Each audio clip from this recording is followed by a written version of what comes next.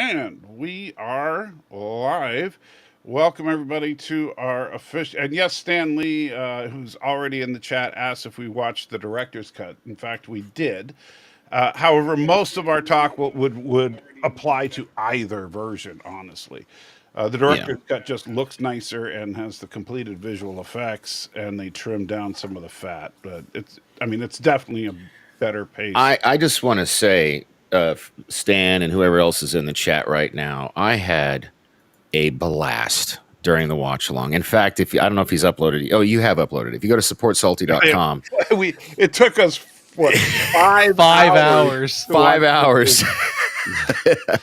You were we there. kept talking about it. So first of all, let me introduce, as you can see, instead of the three we always have, we actually have a fourth host. So please welcome Blaine, who is now you like the owner of Criticless? I am all the titles, I guess. The CEO, owner, whatever you'd like to call me, Grand Poobah, Okay, so yeah.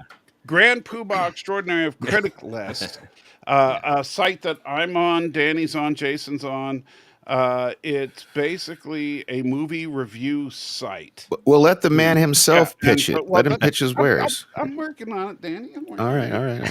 So Blaine, we'll give you the center stage for a second here.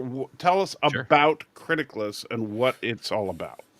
Yeah. Criticless is a entertainment reviewing platform. We are first and foremost a free speech platform, and we're really just kind of trying to create this alternative. Think like a Rotten Tomatoes for the general public, but much more social. We want to have an atmosphere that's just really chill and interesting and fun to be in for regular people to talk about movies and TV shows. And the reason that we typically say entertainment in general is because as time goes on, we will be implementing more entertainment besides just movies and TV is the hope. We'll have video games, books, you name it. So we're going to kind of expand and let people choose what they want to see and interact with. But basically, if you're familiar with Letterboxd as well, we don't really speak that name around here, but to give you a better idea, that kind of can let you know also what we do. But we've got a retro 80s aesthetic. Our rating scale goes from heinous and bogus to decent, rad, and most excellent. And it goes from 0 to 100%. So we've just kept it fun and light. We've got a lot of sliders where people can, rate things on violence and nudity and even political bias. We really want people to just fine tune their opinions on things. So it's just kind of a fun atmosphere. And I gotta say, since I've written a couple of reviews on there, I'm gonna be doing. I think I have 44 right now. By the way, yeah, Daddy says it's same. I'm gonna be every movie we review on the show. Like I'm gonna be adding Star Trek: The Motion Picture as my next review. Awesome. Because no, me too. I wanted to wait because I did Wrath of Khan the other day. Although I guess we're doing that next week. Because we're watching that this week. Yeah. So everything you see on here, I'll be reviewing there. Now, I do like the fact that you have it set up for people that don't know how to write a review. It kind of guides them through it because it says, okay, tell us about, is there any graphic content? Is it appropriate for kids? Tell us, is the political bias, and these days in movies, that's kind of a big deal. Right. Is it to the left? Is it to the right? Is it pretty much not a problem? And right. And so you go through all that stuff, and then if you fill out everything, you got a pretty decent review. Right. And so it's and then the site will average everybody as well, correct? It does. Yeah. It does. And then we also have a feature called Friends with Benefits. I don't know if you guys have used it yet. It's super cool. People are still kind of figuring it out. But the three of us are friends, but I don't quite get how it works. Well, I have everybody on this panel is one of my friends with benefits, by the way. Just saying. And it looks like we just got. You already got a super chat. But I can't see it, so give me a second. Where is that? Oh, web source is not on top. There we go. Mercer, thank you for the dollars. And man, it helps if my glasses are not working very well. Something are the gods of the Star Trek universe, the god in Star Trek 5. Oh, the Cytherians, or however you say it, from TNG, the weird. And I finally got the tweet out because I was, late because I wasn't here 15 minutes early like I was supposed to be. So sorry about that. I see it just popped up on my notifications on the phone. And that's a good looking thumbnail, though, huh? Oof. Not bad. One of your better. All right, and I reposted it. Sorry. But yeah, I like the format a lot, and I'm looking forward to getting more stuff up there. I appreciate the fact that obviously Criticless doesn't mind if we put the link to our live stream or whatever on there. And That's actually, really cool. speaking of that, Yeah. I have some big news. Actually, in about a week or two, Uh-huh. you guys are going to be able to put that link in there, and it's going to actually give the YouTube video in our app, and people will be able to see and watch your review. Oh, cool! So it'll embed it. Oh, right? sweet. It will embed. Yeah. Oh, embed. nice. That's cool. That's an awesome feature. That's awesome. Yeah. Oh man. Yeah, it's Oh gonna be wow. Yeah. So yeah, it's a lot of fun. I hope people will check it out. And so, what inspired you to start Criticless? Yeah, I mean, I've wanted to do this for about 10 years, and it really started when Rotten Tomatoes was taking off, and I was constantly seeing movies that I loved just getting bombed. Right. And I just want to say, man, listening to you talk takes me back home. You are a Carolina boy. I can hear it. in That's your right, voice. I man. love it. You know what I think is funny is how similar the two of you actually look when you're in these small frames. You know, between your both rocking our critical shirts. all you got to Yeah, do yeah. is like if you put on some glasses and then Danny shaved the beard and grew a stash, you guys would Yeah, be man. brothers. So Perfect. But sorry, continue, Blaine. No, Yeah. no, you're good. Yeah, basically that was the main thing. Is it was about 10 years ago, and it started brewing, and I kept thinking on it, and really I just didn't ever think I was going to be able to execute on it and do it because it's an extremely expensive and ridiculous endeavor, and I'm not a tech guy. I've run other businesses, but never in tech. And then basically just ended up in a financial situation where we were able to sell our home and invest it completely into the app, and that was what we Nice. did. I was like, I'm putting it all on the line. Like, we're just really jumping in. Culture is just a mess right now.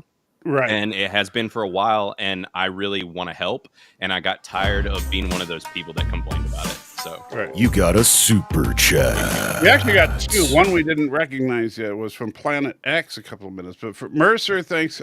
Can I write on Criticless? Yes, you Hell can. yeah, man. You Anybody absolutely can. Go to criticless.com and I'll throw the link in the chat. Hold up. yeah, Yeah. please do. And then Jason, if you could pin it, I'd appreciate it. Yeah, for sure. And then but yeah, you go to criticless.com, you just fill out the little form to become a creator, and bam. There you go. You I just put it in the chat if you want to pin it, Jace. right. And it's real easy. Now, I will say other people, at first, when they first come on, we've got some people who are very like privacy sensitive.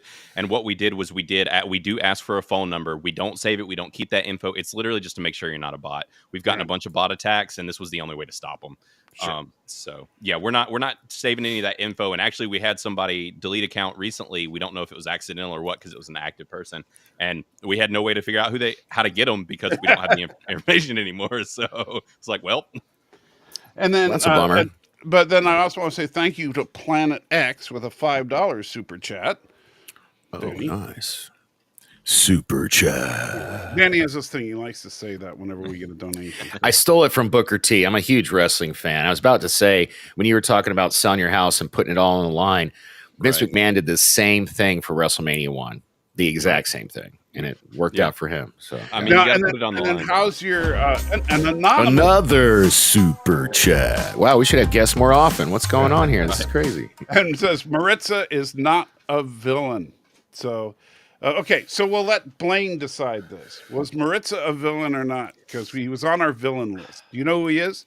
No, I'm not sure I do. Maria? He's not a big Trek guy. He told me that in the email. Like he had to actually watch the movie today to join us. He's from an episode of Deep Space Nine, and Okay. I watched don't know some how Deep well Space you Nine know the back in the premise day. of the show, but Bajor was occupied by the Cardassians. Maritza was a low-level file clerk who worked for. Oh my God, are they still hung up on the file clerk? Is that what's going on here? He was Yeah, a low-level file clerk who worked for a very powerful, evil military leader who That show killed was like 2 thousands. weeks ago, guys. Get over it. He killed Come like on. thousands of people. And so this guy impersonated Maritza, the general, in order to turn himself in. And it's one of the most dramatic episodes of the entire series. So I put him down as one of the top villains for Deep Space Nine, and people got pissed at me because he's not really evil. Technically, right. But right. he's Yeah, we yeah. ranked. So we ranked villains. We had a couple So 2 or 3 parts of the villains. No, it's just Michael? one part for the villains. We're doing. So the music, yeah, we're. Oh no, I'm it was looking. 2 parts. I'm sorry, it was. It was 2 parts, yeah. But tomorrow we're doing part 2 of the music. I'm really looking forward to that. That's going to be fun. Anyway, we're a bunch of Trek nerds, and we love. So this Blaine stuff. says, of course, Maritza is a villain. He belongs on the list, right? See? I mean, It's so. you know, it sounds like he's in bed with them. I mean, you know, there's like some level of villainous. Yeah. All right. So, but thank you, Anonymous, for the comment. So, did it upload? Should we go ahead and the top of the? Should we go ahead and play that thing, or how? I don't even know how to. I uploaded Do you it. see it there, Jason, or is it? I'm looking. Media files. There it is. All Yeah, right. it's on X, so yeah, Duet is, which is the episode. Hello, Blaine Andrews here, local business owner, Cutting his and head off. There we go. enthusiast. Yeah, Are these nothing like doing it constantly live. Clickety clanking around. All right. Let's start over. By the way, some great acting from you there. All right, and question being, well, you might not know yet. We'll see by the end of this if y'all can tell me what I'm referencing here. Okay. So you ready? Now this time, no talking. We're going to pay attention. We're going to be nice. Hello, Blaine Andrews here, local business owner and critic enthusiast. Are these critics constantly clickety clanking around on their keyboard? Are their terrible reviews driving you crazy? Is your critic clawing away at the very fabrics of society with their terrible opinions? Think there's no answer? You're so stupid. There is! Critic Mittens. Finally, there's an elegant, comfortable mitten for critics. I didn't hear a thing. Is your critic one-armed or have fat sausage fingers, a skinny bird-like physique, or just no fingers at all? That doesn't matter because one size fits all. Critic Mittens, you'll be smitten. So come on down to Criticless.com. We're the home of the original Critic Mittens. And how? Download on Android, Apple, or maybe just visit the interwebs today because it's an app. You download it because it's an app, but it's a website too. Hello. Well, you know what? I know who you're trying to do. I can't remember the guy's name, but he was doing the an infomercial type thing. Right. So yeah, we shot for shot replicated this almost line for line, but changed it to our stuff. Right. It was Charlie Day in Always Sunny. He did a really cheesy infomercial about how he created mittens for cats. They were called kitten mittens. Oh, and okay. So this is like almost a shot for shot, scene for scene reproduction of that. So, yeah. So a little later, I finally got my computer working. A little later, if you want to do the other 2, I just uploaded one called Knight Rider, and then I'm working on uploading. Oh, hey, the other Knight one, Rider, so. that's my jam right there. Yeah. I wanted that card. Whoop, I wanted Whoa! that so bad. Somehow That was Oh, there he is. yeah. Hey, I don't know what happened. That would be me, he was- and it wouldn't be a evening without at least one small technical. you do gap. that, Yeah. It was me, and it's funnier that it's me because He's like, this guy's the worst. Get him out of here. I am an IT guy in real life. You bastard! So, How could you do this? except yeah, the running gag is I'm the worst IT guy because I always have a way to Yeah, you know, he's either literally an IT screw guy up in real life, but he's or always I have screwing shit up audio on our show. problems or something. All right, so I don't know if you see them on there, Jason, but they're there whenever you want to play, and we got 2 more. Yeah, so, I'm gonna you know. stage them up. we'll here. wait a All little right, while, cool. because we don't Yeah, of course. spoil all the fun all at once. All right, so let's do the hot take section. So the way we do our reviews generally, Blaine, is we start out and just everybody gives about a 2-minute what they think of the movie, and then we'll go through the movie, any favorite scenes that we want to talk about, and then we'll do like a final. Oh, I score. got to give a shout out to the Truth. What's up, buddy?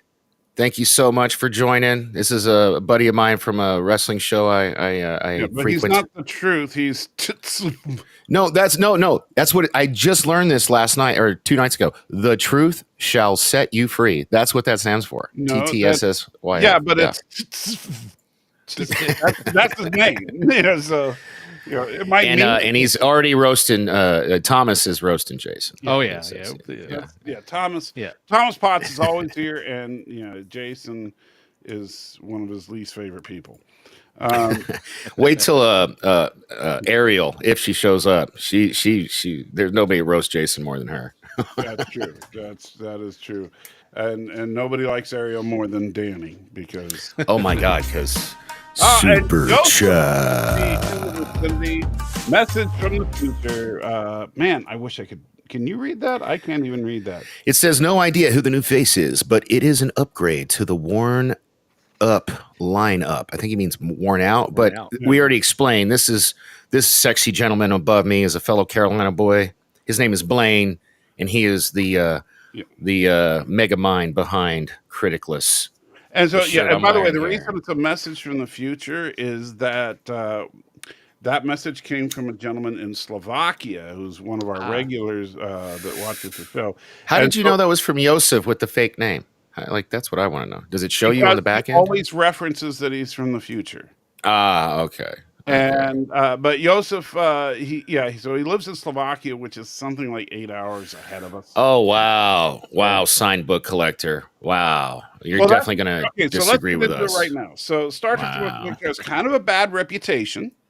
Okay. So kind of. We'll go around the panel and see what people think. So starting right above me here, Jason, what's your hot take on this one? You're muted. Can't hear you, Jason. You're muted, buddy. Every time. I don't know what freaking IT guy, man. Every time. Yeah. Worst IT guy I on swear earth. it's not a gag. How is it you have a job and I'm still trying to get a anyway? We're trying to be professional in front of our guests. Yeah, I know. So first time I saw it, it was when I was a kid, and I'd seen Wrath of Khan before. So for me, this movie was a real bore. But as I've gotten a lot older, But what did you think? What do you think now? Now I think it's a solid attempt at trying to rebirth a show that had died over 10 years before, and I really enjoy it for what they tried to achieve. Okay, we had a blast watching this. I haven't had that much fun watching something with you guys. I'm not even kidding. It was so much fun. Yeah. All right, Blaine. So tell me, as far as just quick impressions, what do you think of Star Trek: The Motion Picture? Yeah. So I was thinking about that. I was trying to think in Criticless scales when I first finished this. I'm like, where would I put it? Because my emotions were kind of all over in the beginning. I was like, slow start. Don't know how this is going to go. And by the end, I was like, I might put this in a rad area somewhere like in the 70s. It's not necessarily most excellent because like it's almost a little pretentious. There's a lot of staring off. Chat. Sorry, Blaine. No, you're good. I love it. No, you're good. But yeah, so I mean, we could talk about it later. But I would say it's not a bad movie by any means. And by the end, I was like, this is okay.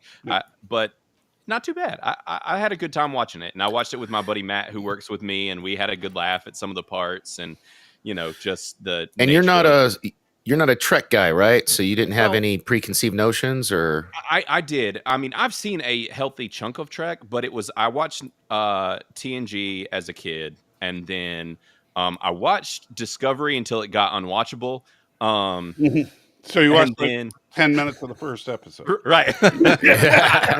Right. I hung out for a lot longer than that. I think I lasted, I don't know, like 2 or 3 seasons. And I actually was like, this is all right. But I was just really kind of hungry for something new.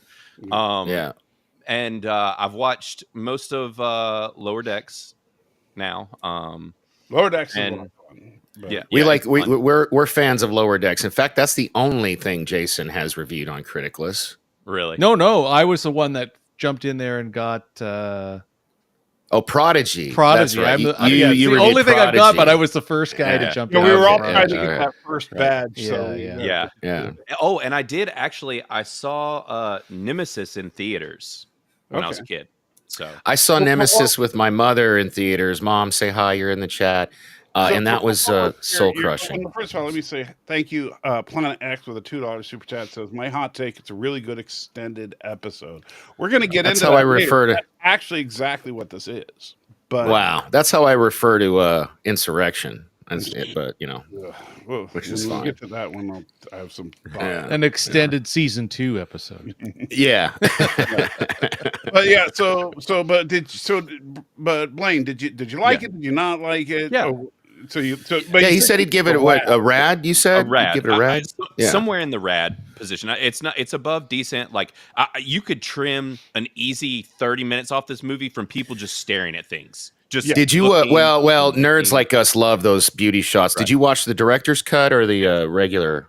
I did. You see did? Dork Okay. Knight. Yeah. Okay. All right. All right, so Danny, what's your hot take? I fucking love this movie. I'm sorry, guys. I'm not going to bury the lead. I love this movie so much, and I like all the stuff that he was like. I love those long, hero shots of the ships and the sweeping music, and I love this movie so much. I had so much fun watching it with you guys. I just was nerdgasming the whole time, and I love this movie. All right, That's my hot take. There you go. and I'll say It's this. getting excellent from me on Criticless. Ooh, we got a most excellent. I like. I it. will probably put it in the excellent category as well, because I'll tell you, first of all, I do have a soft spot for this movie because I saw it in theaters multiple times. Yes, I'm not old. It's because you're 100 years old, but that's I- fine. But I really like when I saw it in theaters. I loved it. When we watched it together, I mentioned this a couple of times.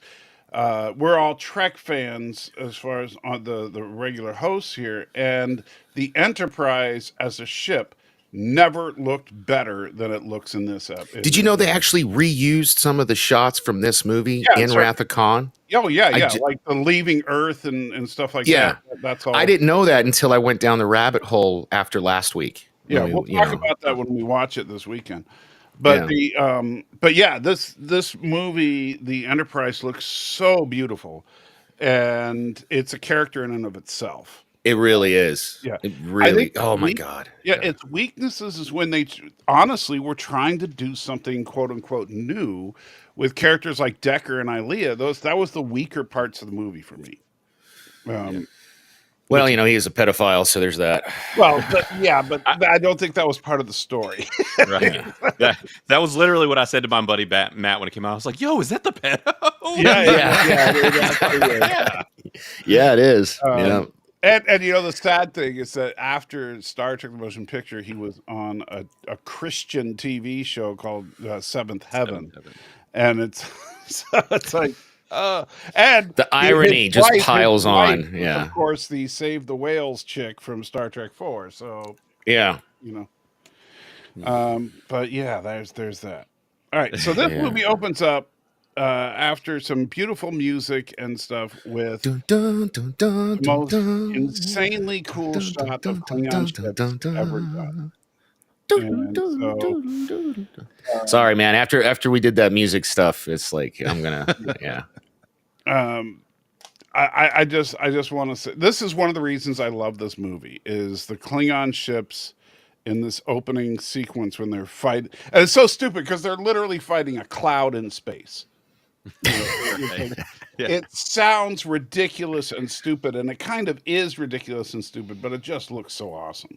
But It does. any thoughts on the Klingon scene from you guys? Alex, you're out of your GD mind. Come on, man. You're come on, bro. Now that is a spicy hot take. I Yeah, would not say it's better than Wrath of Khan. But Yeah, it's no. really good. Wrath of Khan is I gave it 100 on Criticless. And I would have, what makes me mad is you were giving me grief about writing like very long reviews, Michael. And then I actually commented on somebody else's review who saw wrote that. one that's like 4 times as long as one I've ever written. And I'm like, damn it, I should have written everything I wanted to about Wrath of Khan.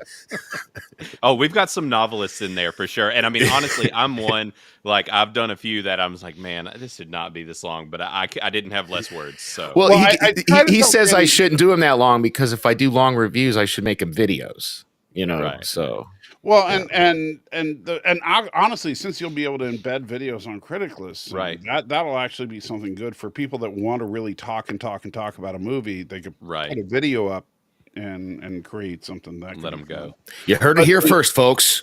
Yep. Right. You heard it here first. I don't have my hat. Not on the Salty Nerd podcast. You heard it on the Salty Trekker podcast. Hey, we don't talk about this. I'm still in a lawsuit with them about stealing my name. Yeah. It's all good. All right. But yeah, so the Klingon ships, I know we talked about it a little bit on our watch along, but now, Blaine, did you recognize that they're the same ships from the old TV show? I did not. I was curious who that was going to be, and then when I saw that it was Klingons, I was like, "Oh, like that's really neat." Because honestly, I don't remember seeing any of the original series with them in it. I actually did not know. I asked my buddy, I was like, "Were they in the original series, or is this the first time?" Like, I don't even remember them being in it. They actually have the bird feathers painted like on these models. Did you notice that? Really? Yeah, that's awesome. Yeah. These are That's super cool. But these are Klingon battle cruisers, not the birds of prey, which is interesting. Right. So, but let's see, I'm trying to find a good image. Bear with me a second. Tab. All right, so this is actually, because the original series was back in the 60s. Right. And now good old 60s. Free love. Yeah, Evie Mux is fighting me really hard here, so give me a second. I've got the hourglass of doom. Well, while he's doing that, I want to show this. Yeah. Oh, yeah. Stanley. The ship porn was serious in this movie. Oh, yeah. Oh, God, yeah. Oh, my God. They did a lot of really long, really slow shots. Oh, yeah. Beautiful. I'm sorry, man. When Scotty takes Kirk, which we'll get there in a second, to the Enterprise, and that scene could be 10 minutes longer in my opinion. I don't even care. It was so funny. I was like looking at my buddy Matt. I was like, are we gonna do another lap? Like, are we gonna go around? Yeah. Oh, so good. That's where the Peter Griffin holding his knee on the sidewalk just goes to the nth degree. Except for this, it's great because it's a ship and it's beautiful. It's the Enterprise. Yeah. Just to warn you guys, Chrome is crashing on me, so I'll probably drop out for a second, but I'll be right back. Your face is frozen, so always technical difficulties on this show. We would not be a NERDFIGHTS show if we did not have some serious technical. So, I mean, we could show another Criticless commercial to kill some time if you want. Yeah, why don't you guys do that? I'm going to try to reboot. All right, reboot. Right. Hurry, make it fast. Do it now. Today we celebrate the first glorious anniversary of the information Fix the size, Jason. Come on, man. created for the first time in all history. A garden of pure ideology where each worker may bloom, secure from the pests of a contradictory thoughts. It's like that Apple commercial, huh? It is the Is commercial. more powerful weapon than any fleet or army on earth. We are one people, with one will, one resolve, one cause. Our enemies shall talk themselves to death, and we will bury them with their own confusion. We shall prevail. Nearly 40 years ago, we were promised a brighter future, something vastly different from Orwell's 1984. Sadly, what we have been left with is a near carbon copy of the novel's warnings. We are at a precipice. Do we continue to endure the propaganda, to be told how and what to think, or do we strive for something better? Join us and see why 2023 doesn't have to be like 1984. That voice that's being put on. Excuse me. Who is that reminding me? I don't know, but would it have been a little too on the nose to have that be the Rotten Tomatoes logo that you threw the sledgehammer through? Right. Oh, right. I know. Yeah. You know who that sounded like? Who- almost like Bane. right. Right. That's pretty good. Yeah, that was me. No one believes it is. Yeah, we were running some different things, and I was like, all right, we'll do this voice. It's fun. It's retro, so we'll crap on Apple a little bit. We'll crap on the security state. And Yeah, I'm a Pixel guy. I hate Apple. You know what's funny is my buddy was over here last night, who's also a client. We were working on his website, and his business is working on Apple phones, and he has an Apple phone. And I swear to God, just sitting next to me in casual, like, at least 5 times, he's like, "God, I hate this damn phone, fucking Apple." Like it was hilarious. And I was like, oh yeah, man, you should get a listen to my Pixel. I dad. never say that.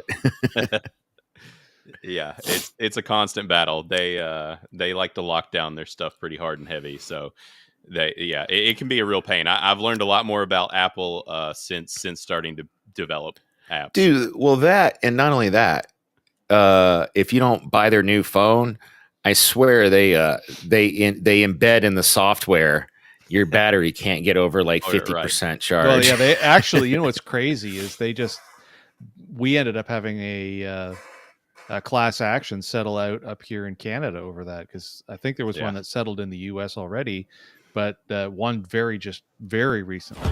And if you've got any proof that you owned any of the affected phones, you can get money. Right, that's crazy. Yeah, I'll be honest. I don't know the answer to this question. You guys keep me honest. Did I cry during the stream when we were watching? I don't think I did, right?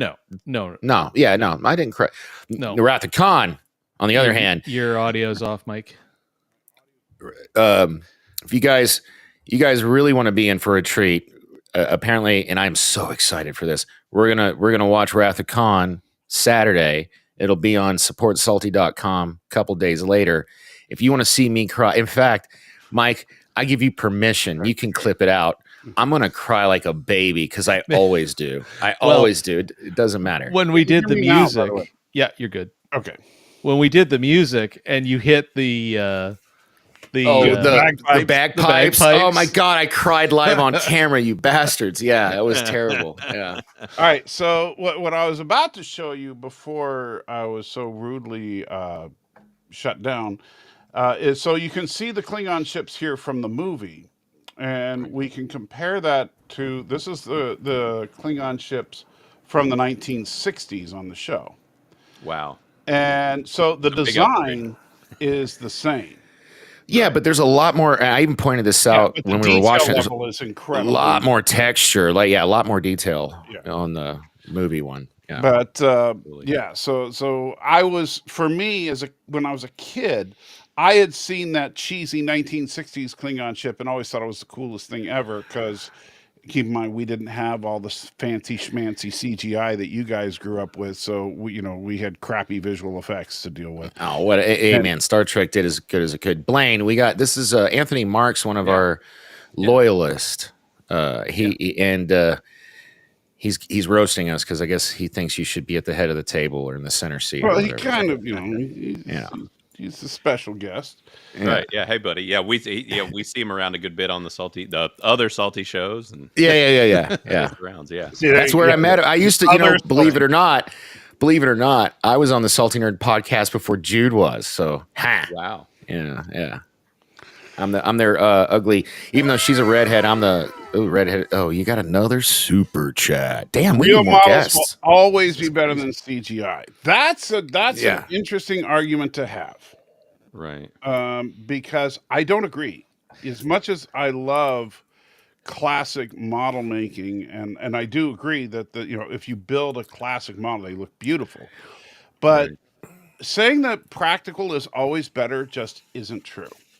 I don't know, man. Look at Enterprise, and I love Enterprise. I'm not trying to pick on Enterprise, but you look at the ships in Enterprise, 100% CGI, and you look at just this movie, for example. One of the details that we talked about on the 5-hour marathon watch was my fault. was the fact that the model for the motion picture got lent out at one point, and some fools painted it. Mm-hmm. Yeah, we did talk about that. It does not look the same as it does now. So the probably the safest way to describe Whoa, models. whoa, what are you doing? versus- You're going too far. No. I'm going somewhere for a reason. You keep talking. Yeah. Okay. So I think the safest way to put it is models done well are always better than CG done well. Well, look at this. Random Menace has a good point. He likes models that are enhanced. With Now CG. that's probably not I a can get bad behind way to that. go with that. Yeah. Because then you don't have to do weird things with some of the texturing that just gets impossible to remove if you're going to add some kind of an embellishment to whatever it is model at some point halfway through the shoot. You know, I didn't cry during the watch long, but just him speeding through all this, it's just like, oh my God, I love this movie so much. It's tearing me up. It's like Analysis, Mr. Spock. analysis, Mr. Spock. What are you looking for? There I is- hate YouTube's rules. God, I wish we could just like play actual clips. Play the whole you know? thing. Yeah. Well, in this case, it's more like Viacom. Right. Yeah. What are you looking for, Mike? The second shot from V'ger actually is what we're heading. Oh, to. okay. Oh, the one that disappears. Yes. Engineering, what?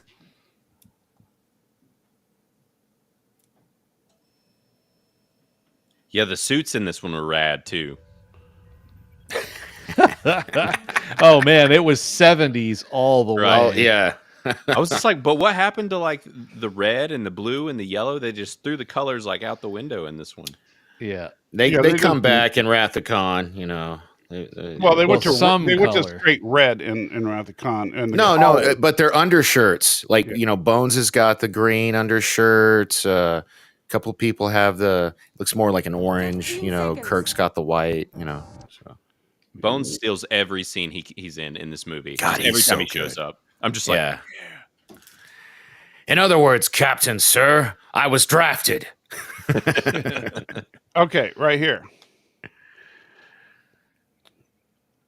That shot with and I know it's a little fuzzy because of having to pause it, but this shot of the Enterprise model looks beautiful, correct?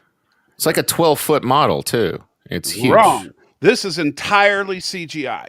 Bullshit. Nope, this is a redone CGI scene. shot because this shot does not exist in the theatrical release. They Oh. added this shot for the director's edition. That is a CG model. Okay. dang. And you All right. notice it's got the texture bands on the secondary hull. You can see where they've got the different coloration, just like they did in the real model. This is the shot I Wow. was looking for. Well, they because did a good damn job then, because it fooled They me. absolutely did. But Yeah. that's what I was trying to respond to Planet X is that no, practical is not always better. What matters is how much care is put into the work in either case. Because the Enterprise looks better in Star Trek: The Motion Picture than it even looks in Wrath of Khan or the other movies. And it's the same model, but they lit it so carefully. They filmed it with. We talked about that a lot on Saturday. The They lighting, act- yeah. They absolutely put their A game into every shot they made. Whereas with Wrath of Khan, it was more like let's get her done.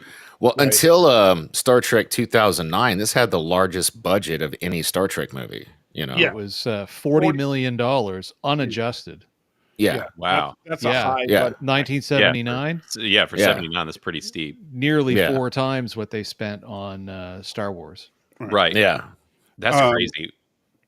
But yeah, and if you same thing with CGI though, is that with CGI, if they just throw a model together and put it on the screen, it might look okay. But if someone really cares, like the people that did this special edition of TMP really wanted to make it look good. And so they made a CG model of the Enterprise that is indistinguishable. I can't believe that's CGI. That just looks so It good. looks great. Yeah. Yeah, that was so. Even in this movie, I was impressed at multiple scenes. Actually, one of the first ones is when we see Spock for the first time, and there's and those they big statues. added they added the stuff for Vulcan. Right. I was like, that's what I said. I was to my buddy Matt. I was like, man, there's no way that this was in the original. Like, this looks really good. Right. Yeah. The planet Vulcan, yeah, right. that is Right. entirely CG right there. Makes sense. Yeah. I was like, how did they have that CG back then? What? Yeah. No, in fact, the only thing they had, Michael, you said was the foot, right? When Right. there was a And so, yeah. when you see them up close next to the That you see the foot of foot. this one big statue that's in the foreground, and you see the three people standing there in this CG shot, that's all they had was the foot. That makes sense. And so, like that is a practical foot. Right there, yeah. That's Yeah. all we Well, I saw got the in the practical original. foot. Yeah. Right. And that was what I was like, did they make these the whole thing practical? Is that why this looks so good? Like, this is No. wild. No, if you watch the VHS, all you see is the foot. Yeah. Yeah. Yeah. Yeah. You never see the actual statues. You just know, okay, they're at the foot of a statue. Yeah, they Right. cleaned them up for the new Ultra 4K, but they added this in if you have the DVD collector's edition. Yeah. This scene is in that shot. Yeah. But, And this is what's on the version on Max is where I watched it, which was the Yeah. director's cut. So Yeah. Okay. And by the way, I got That actually makes me happy Max has the director's cut. So that's Yeah. good. Let's see, where is it? Criticless.com. Check it out. While we're waiting. I'm good at being a shill, so Hey, I love it. Kind of I that's love kind of it. my thing. All right, let me see if I can find. Yeah. Especially when I want to fill the dead air that Mike always gives us. What's up, old man? Stop being a jerk, man. Shall I play a commercial? No. We've got another hour, man. Yeah, Save I that know. thing. So, so you notice, look at the. This is another thing that, and for Blaine especially, I think this is one of those details that they go into that you don't think about. So look at the statue that is holding the weapon. Right. All right. One on the left. Okay. Yeah. All right. Now. Oh, that's from Amok Time. That's like, here is Spock. it's like our holding that cartoons. same It's like our weapon. cartoons. Yeah. That's So, the fact that they went through so much trouble to make it feel like this is an extension of the original series. Yeah.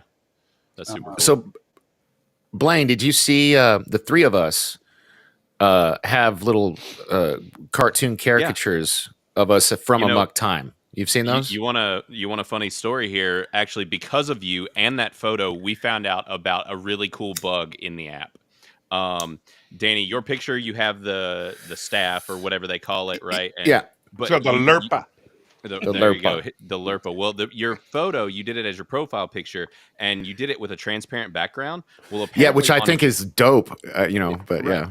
Well, on the transparent background, it actually cuts the neon edge around you and shapes your profile image to look like you. Yeah, And It doesn't do that. It's not supposed to do that. Oh, it's not? No. Nice. It's a bug feature. Yeah, it's a bug. You're feature. Well, welcome. and You're welcome. it's web only. And so we were joking. I was like, guys, check this out. And they were like, that's pretty cool. Let's leave it. I was like, all right. Yeah, man. And, like, and it's repeatable too because mine is the same way. So if you look at mine, it's yeah. It's super cool. So anyway, sorry to tangent, but yeah. Oh no, that's cool. It was like 2 days. That's why ago. we have you here, man. We need Right. the little extra added spice. There you go. Now, on the bad side of it, I think this is definitely 70s cheese as far as They could have like why didn't they upscale this? That's clearly right. just- This is pretty much what it looked like in the original. yeah, like that. Yeah, That makes sense. Yeah, that looks like there the were multiple monorail parts. here in Vegas, though, over there on the right.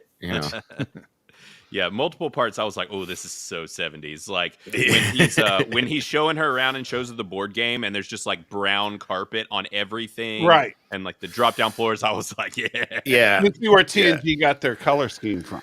yeah, right. it's so 70s. If they actually showed a washroom on the Starship, they would have carpet on the floor. Well, and you notice, look, if you look at the people, like the people on the escalator going down, look at the outfits they're wearing. Yeah. You see everybody's like wearing like these funky Togas, man. Like yeah." They the were chick. like ancient Yeah, Rome. The people that aren't in Yeah. uniforms are Yeah. wearing clothes that are just so 70s. Well, there's right here, just before they're walking towards us in this shot, there's two people that walk behind them, and one of them's wearing a cape. Yeah. Yeah. And it yeah. looks like something almost lifted right out I mean, look of at the dude in the Fred original- Flintstone outfit right there on the Yeah. left. I mean, come Yeah. on. Yeah, it's like some of this Right. stuff looks like it's lifted out of the 1978 Battlestar Galactica series. Yeah. And Or so, Buck Which I still Rogers. haven't seen.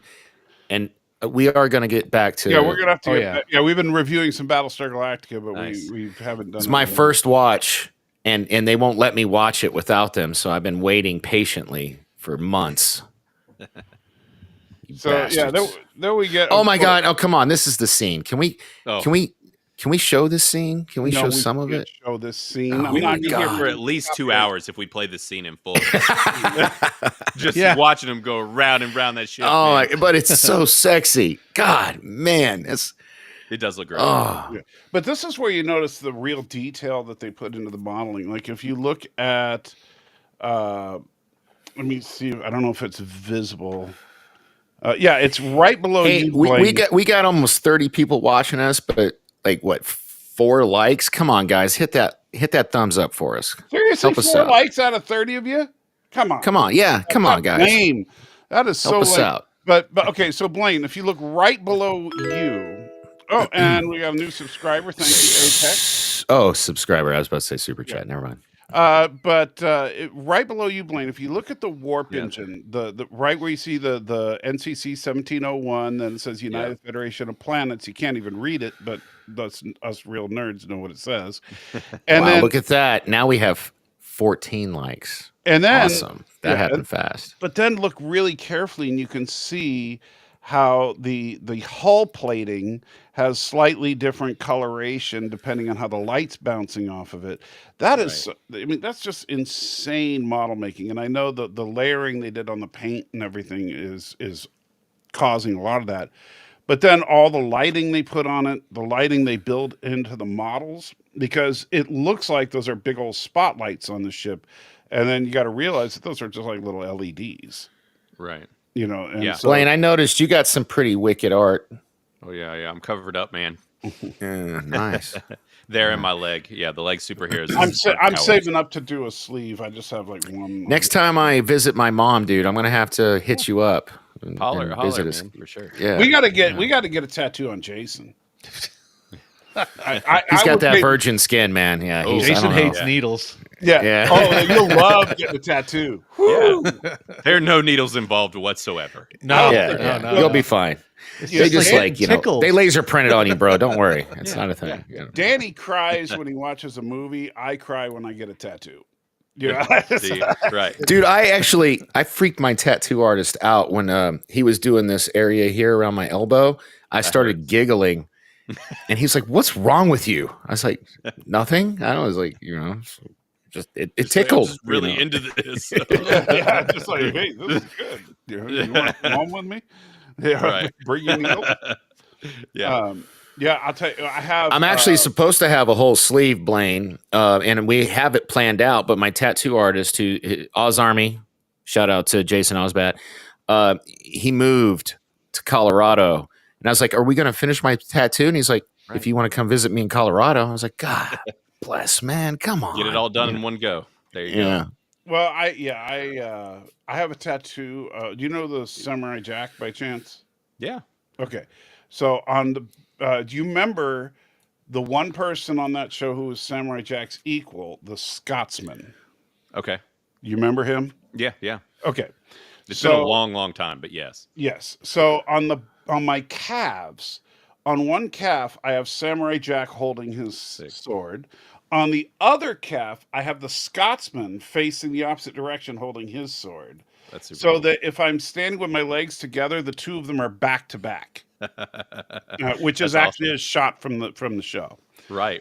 And Right. I will tell you, when the tips of the swords are like right up at the top of the calf, like behind the knee, that soft spot Yeah. right there. Oh, yeah. I cried like an 8-year-old girl when they did the tip of that sword. Yeah. I would say that. Oh, that makes sense. Yeah. I have a Star-Lord tattoo on my left calf, and that was my most out of this entire arm and that leg. That was the most painful tattoo I got. It was like a puddle of sweat. Just Yeah. Oh man, that is The most painful tattoo I got is on my shin because it was right on the bone. had that one too. I couldn't even Yeah. imagine in the shit. Where are we going to get a tattoo on Jason though? That's the thing. He's never had one. I hear Get him nipple a tramp tattoos are all stamp. the rage. Just Now we'll get him a Get the tramp stamp. That's to No, get no. We need- when I finish our logo, just get the Nerd Fights logo on. Well, as yeah, a that's what I tramp was thinking, stamp. like bicep kind of thing with nerd fights across. Yeah. You know, that'd be good. Anyway, back to the yes, movie. Star Trek. I Yes. did like the fact, and it doesn't. You never think about it unless you just look at it. But Earth in the background looks beautiful. But it's just a painting. Yeah. It is literally just a guy's painting. There's a great shot where when they're docking up to the ship, there's where it says, I guess it says like USS Enterprise or something on there, and it's like they lit only around just the words because they really wanted you to see it. It was so funny. It's like right when they're coming up in it, that's the only thing that's lit up is right around it. It was super funny. I was like, they definitely needed us to know what. Yeah, right. There. Yeah, right there. Yeah, yep. It's yeah. Yeah. perfectly My lit. favorite thing. Here's my favorite character in the entire movie: the person looking out the porthole at them docking. Yeah, there's a face right there. You know, it's like, who is that? Yeah. You know. Yeah. And here's So here's a good one though for what Danny was talking about earlier. That same porthole person can be seen in Star Trek II Yep. Really. when they Yeah. dock in that movie.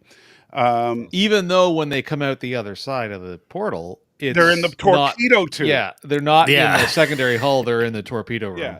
So why do we think that that's a green screen of the two of them? Because they kind of look like paper right here in this shot. Yeah, They do that's- look weird. They do look Yeah. weird. So Yeah. I'll tell you how they actually did it. And it yes, it does look weird.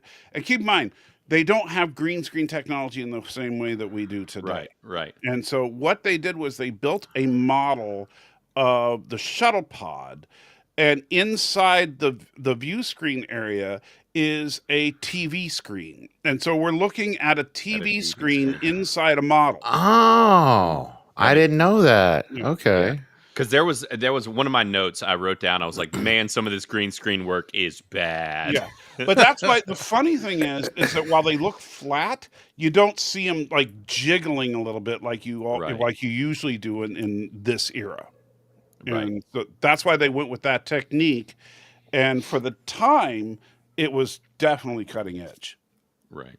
Yeah, one of the things we had a good laugh at too is when they're at what's the name of that space station that gets gobbled up?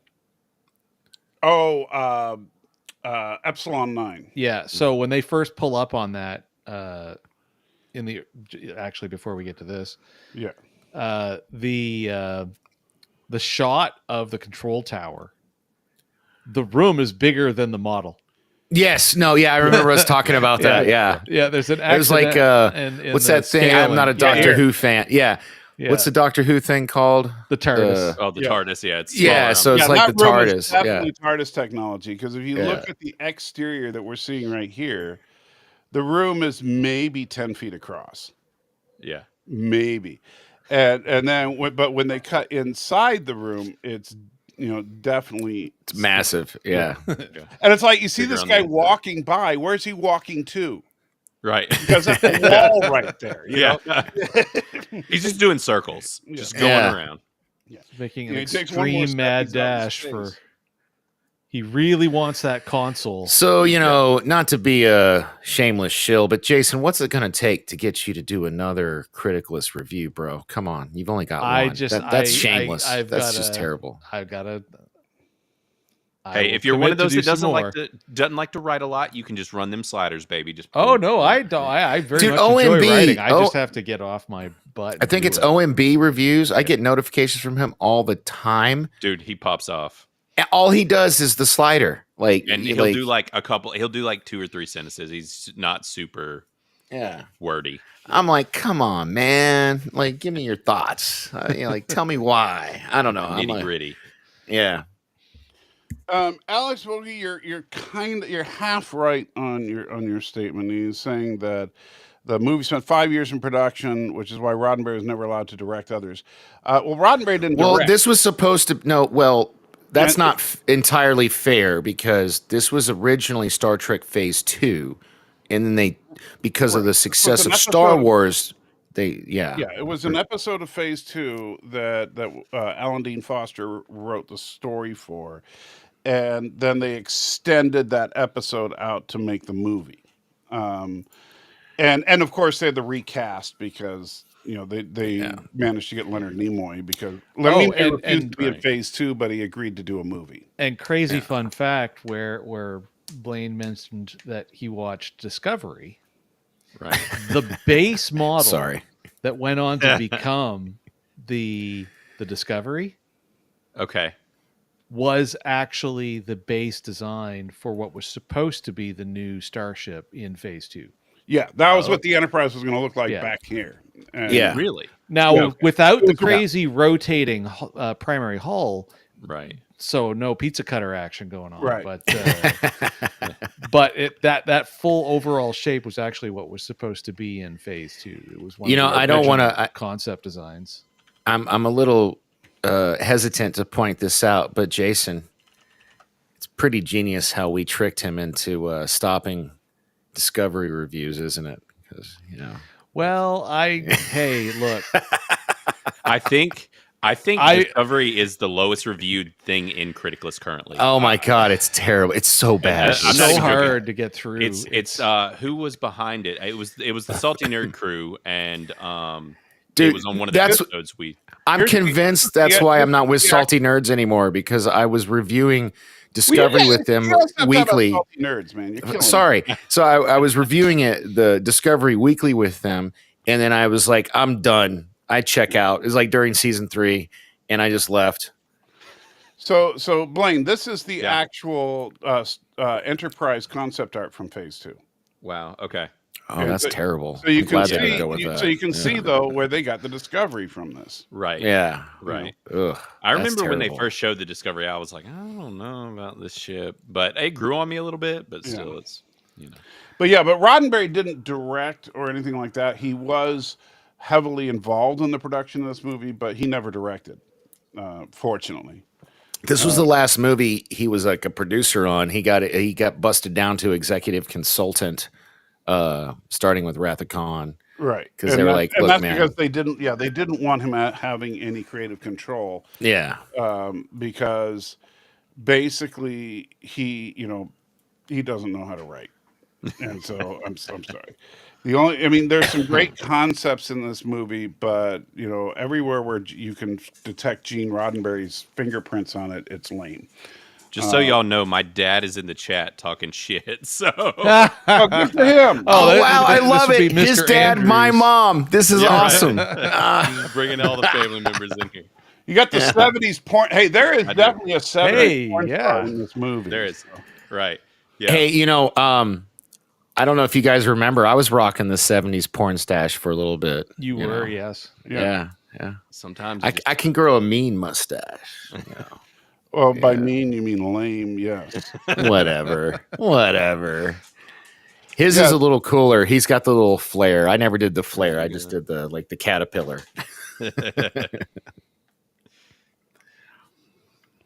Yeah, I'm prepping. I guess this is a little inside baseball too. Our show, the Criticless Cast, is starting up. We used to have a podcast called Critically Aroused. We did it for 3 years. We're restarting it. We're turning it into a YouTube show, and it's going to start up soon. And we're actually all going to be in character as 80s personas. So that's awesome. Nice. We've got all the garb. We've got a cool stage that looks like somebody's mom's basement. It's going to be fun. So that's why my hair is so long. That's the mustache. We're leaning all into the hell yeah. I can't wait to see. Yeah. Cause in that ad you had an actual beard and everything going on. Which is typically how I am. On the subject of late 1970s porn, this scene. Okay. Yep. So watch carefully and tell me this doesn't look like the beginning of a really weird 70s porn shot. So Spock coming up and he's like, "Hey, there we go." And okay. Oh. That is definitely the face of a 70s porn star. Oh yeah. Oh god. All right, now watch this. This is where it gets really weird. So it's bad enough he looks like he's having a moment there. But he's like, oh yeah, let me go down here, and Spock just kind of follows him down. Oh yeah, yeah.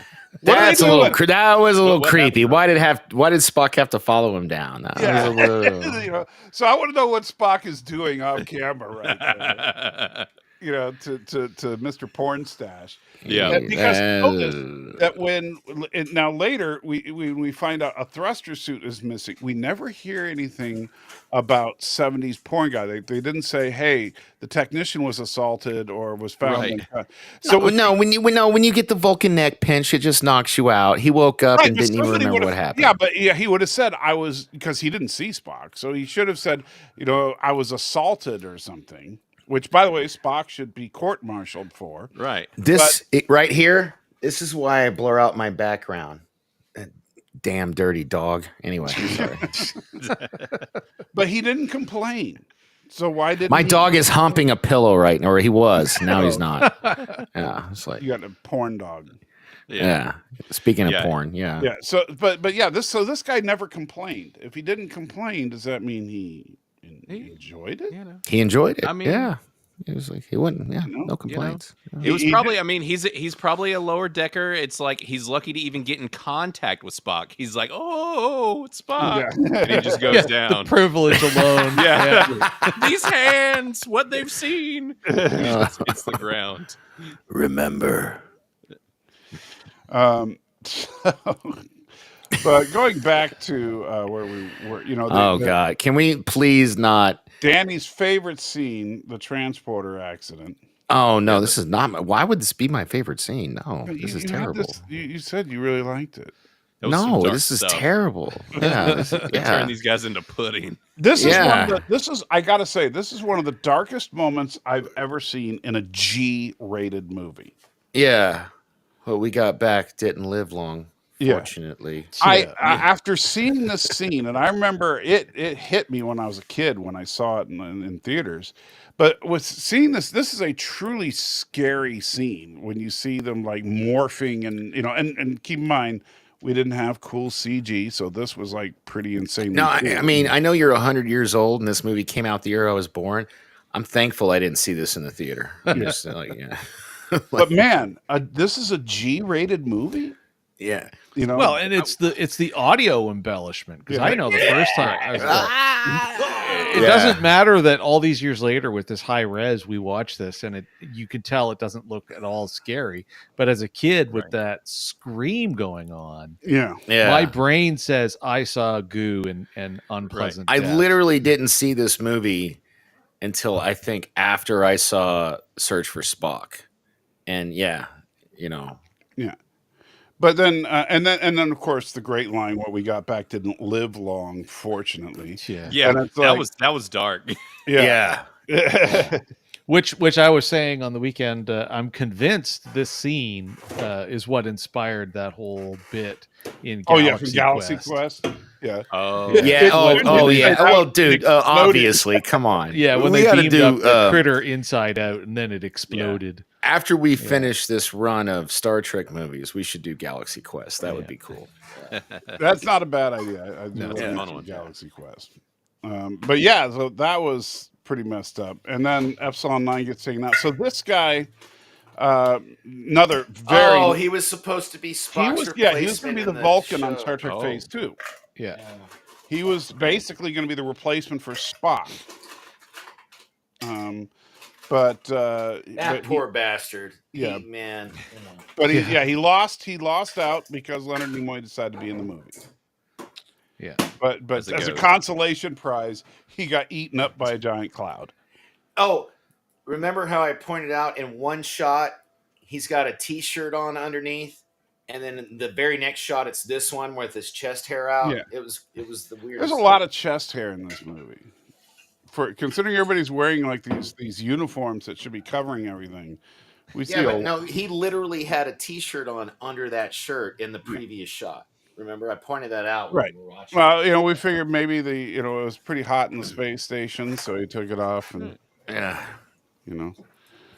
was trying to. And today's episode is not only brought to you by Criticless, but Pepsi Zero Sugar. It is not really brought to you by Pepsi, but not really. Yeah. But it is brought to you by Kroger Generic Soda. Wow. Big Wow. Citrus Drop Zero. At least I have a name brand. What the hell, bro? All the what goodness the hell? of Mountain Dew Zero at half the price. Well, that's what's wrong with you. You shouldn't drink that shit. That yellow dye number 5 is why your fucking balls are shriveling up, dude. Come on. Wait, my balls. That discount Mountain Dew just doesn't Yeah, do right? Come on. Yeah, come on. I just want to know why you know so much about his balls, Danny. I really do. I'm wondering too. Well, you got to watch the show. You'll know. Anyway, yeah. but that's fine. We all know about your balls, Dan. Well, that's because I got Blaine, to quantify that, I'm a recovering alcoholic. Well, I guess I'm always an alcoholic. But I'm in recovery, and I fell off the wagon a few weeks ago, and I whipped my dick out, and I did, and almost got kicked off the. Yes, on this show, and it was. I mean, he killed the feed, but. Unfortunately, though, all the people that were on the panel at the time got to see it because it was down at the bottom of the screen where you see everybody's stuff. So even though I removed him from the show, he was still down there. Yeah. Look, man, and I look. This is an ongoing. I've been to rehab. I got like a punch card at the rehab place. It's an ongoing battle. I need to get the hell out of Vegas. I need to get back to North Carolina. Hey, Blaine, you got an extra room in your place? He's like, not for that, asshole. I don't know. With old Dick Waver around here, I don't know. So, dude, Michael, that same day, I didn't know this until last night. Apparently, I did that same bit on 2 other shows the same day, and I've been banned from one of them forever. Oh my God! Seriously? You... Yeah, and I'm like, I'm never drinking again, or I'm going to do my best to not drink again because that was, it was. Apparently, I just felt like whipping my dick out that day. I don't know, and it was weird. That is weird, dude. It is, yeah. I mean, this is why I'm not on Kadish's show anymore. By the way, that makes sense. I don't think he whipped out his junk, but the excessive drinking caused some problems from time to time. Well, you know what's fucked up is their whole show is about all of them getting drunk while they do their show, and then they kick me off for drinking too much. That says something. You've taken it too far, buddy. Speaking of taking it too far, how about 1970s Bone? Oh my God! I love this scene. Amazing. I love this scene. Beard is like the beard is so epic. The necklace and the belt buckle. Yeah, he's got no. It's not a necklace. It's a medallion. I was like, what's with this medallion? Right. Why is he like? It was. Yeah. He just left like a disco at Margaritaville. Like this guy's been living his best life. He is definitely. In other words, Captain Sir, I was drafted. Which I'll say this too, watching this and seeing him in this movie made me realize what an excellent job Carl Urban did playing him. No. Carl Urban, I don't know if you've seen any of the interviews. He literally did seances like to try to channel him. He really did. Not, for real. Dude, there's interviews out there where he admits weird, that. Man, actors are just this weird. This is true. But I will tell you, I met Carl Urban at a Comic-Con, and really, really nice guy. He's the super coolest dude. So I've lived here 14 years. I've been to like 8 Star Trek conventions because they do them here in Vegas, and I've met that dude probably 4 or 5 times. Salt of the earth, no pun intended. Super cool dude. Like he really is. Yeah. Well, I made him cry, which made me feel good. So nice. I actually made Carl Urban cry at a convention in front of all his fans, and it was just because. Did you see his show? Random. I think we're all going to agree with you on that one, brother. Yeah. Did you see the show he did called Almost Human? Almost Human. I love that show. I was so pissed it got cut off early. They never finished it. Yeah, Almost Human came out, and I told the story before, but you obviously haven't heard of Blaine. But when Almost Human came out was right about the time that my mom was diagnosed with terminal lung cancer. And So I was living in Oregon. As my I mom, smoke a cigarette. That's yeah. lovely. So I was living in Oregon. My mom is in California. So my employer, it was Comcast at the time, had a field office in the San Francisco Bay Area, and so they let me temporarily transfer down there so I could be with her. And so I was living with my mom for Oh, that's the last, sweet. I for the forgot last, that detail. for the last 6 months of her life. And while I was down there, I was using my logins for Netflix and stuff like that. But that's when Almost Human came out, and I started watching it. And my mom saw me watching it one day. She's like, "What is this?" And I told her about it. So Netflix. yeah, so it wasn't on Netflix, but it was on something. I can't remember. No. I'm writing this down because I don't want to interrupt you. There's something I want to talk about. With But Netflix. Anyway. So we watched every episode together. And so, while my mom was deteriorating, every Sunday night we would watch the show together. And she died the Saturday before the final episode aired. Oh my! And well, in a way, she was spared because we never got it finished. Right. Yeah. But she literally on her deathbed made me promise, because I was talking about it on my old YouTube channel at the time, and she said she made me promise that as long as the show was on, I would continue to review it. Yeah. Little did she know the show wasn't going to continue after she died. It should have, though, man. That show was so damn good. I love that show. But the thing, for me, what I was telling Mr. Urban is just that, so one of the things that me and my mom got to share while she was literally dying was watching his show. And that it really helped brighten her. I mean, she was looking forward to it every week. And it was just a really wonderful memory that I'll cherish. And I'm telling him about this, and he's just bawling. See, Carl is he's such a cool dude, man. I said, I've met him a few times. He really is it. I got to get a nice frame for the picture, but the autograph picture that I have of him from that con, usually you'll see a little thing like, "Hey, thanks for being a fan, Carl Urban," or whatever, best wishes, Carl. The entire picture is covered with a letter from him, basically telling me how much he loved hearing the story about my mom. And that's awesome. Yeah, man. so I've never seen anyone autograph anything like that. All right, so now I'm going to take a big shit on your story because you hate wrestling. So Netflix. I don't know if you guys. I know none of you here have heard this because none of you like wrestling. Netflix is the new home of Monday Night Raw. Did you hear about this? Did anybody hear about this? It's a huge deal. Yeah. So The Rock. Wait, The Rock on Netflix. Yes, Dwayne "The Rock" Johnson got appointed as one of the directors on the board for TKO, which owns WWE, publicly traded company. Mm-hmm. And they just announced the other day that in January 2025, instead of on the USA Network, you can only see Raw on Netflix, which sucks because 4 days ago I canceled my Netflix account.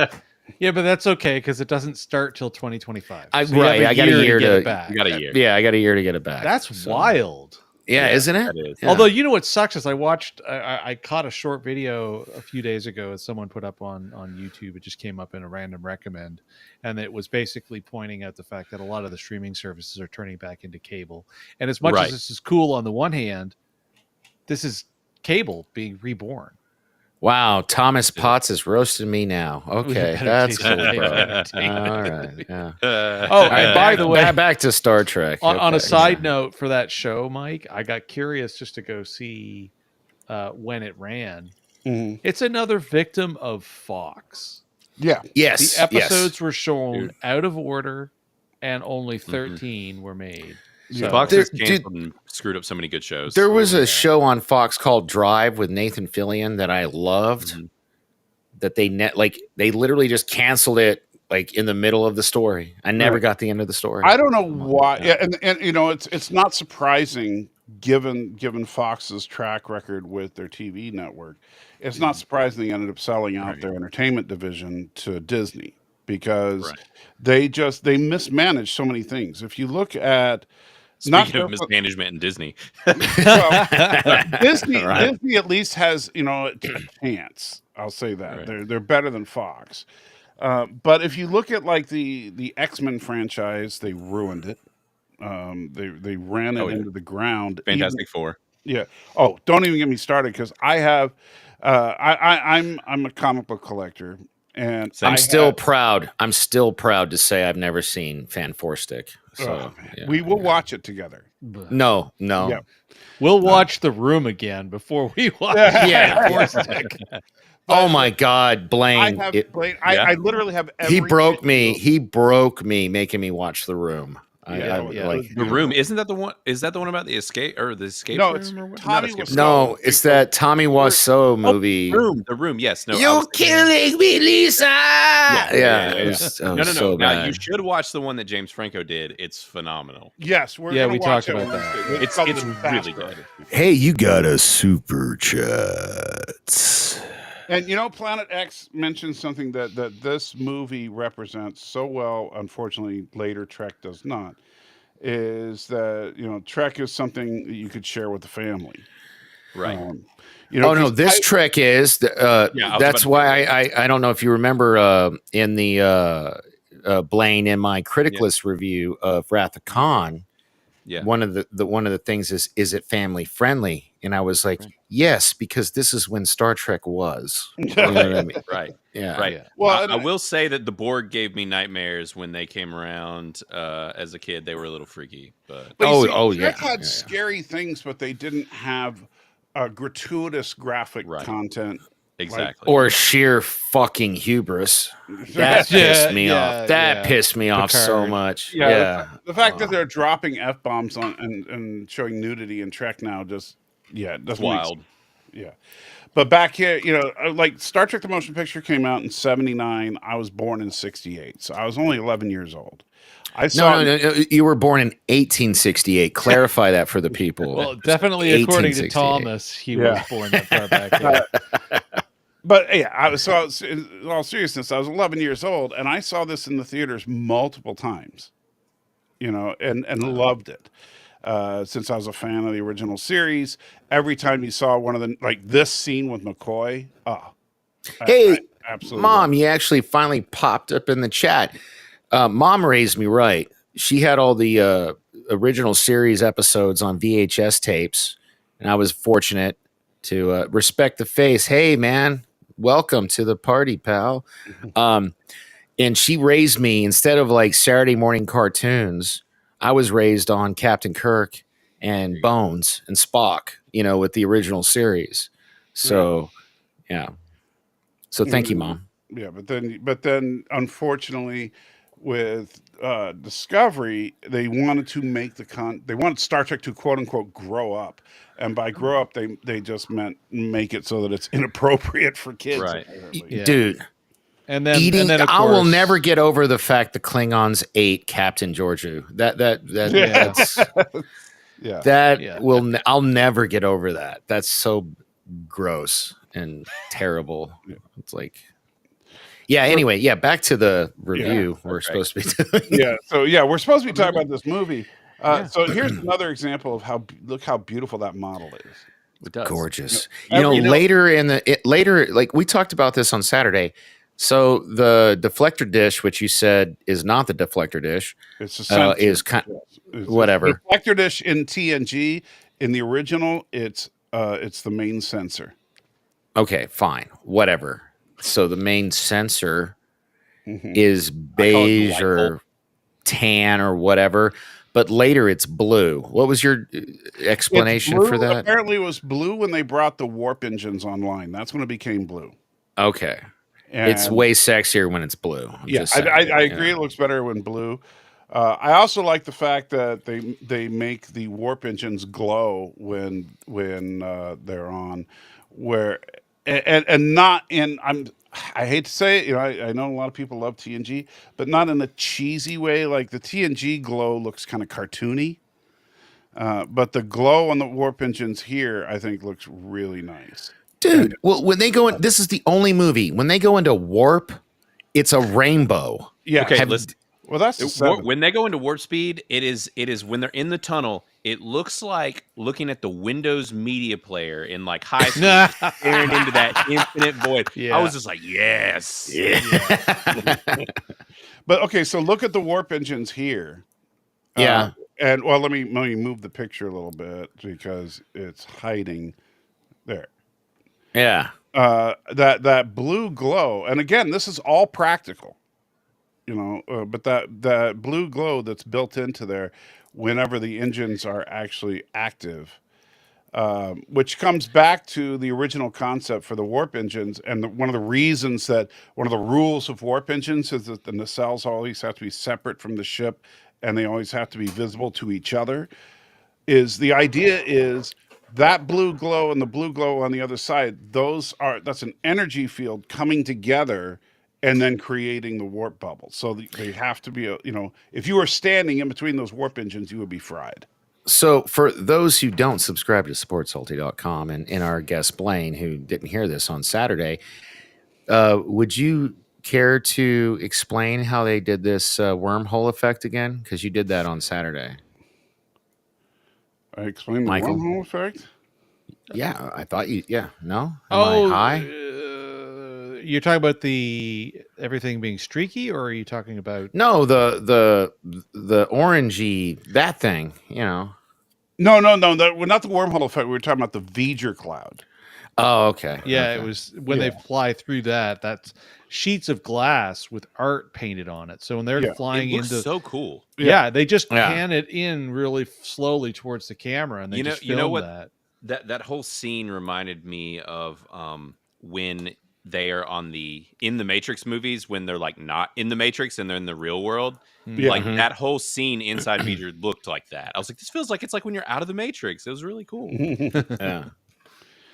But yeah, the wormhole effect, I'm not 100% sure. I don't know if it was a similar thing where there are glass paintings that are layered, or if it's actually early computer generated work. I don't know. It looked cool. But it does look pretty cool for its day. And by today's standards, you say, what a cheesy effect. But, back then, we'd never seen anything like it.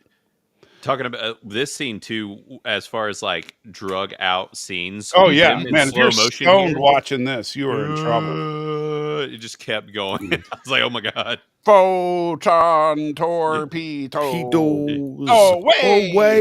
Yeah, that embellishment at the end. Away. And normally, to be funny, I would whip out my bong, but Michael will boot me off, so I won't do that. Yeah, I will kill you. So which is why I'm going to smoke another cigarette.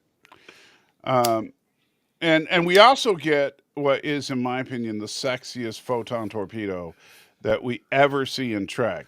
And dude, unfortunately, get over that. Your blue photon torpedo. What is up with? Look how beautiful that is.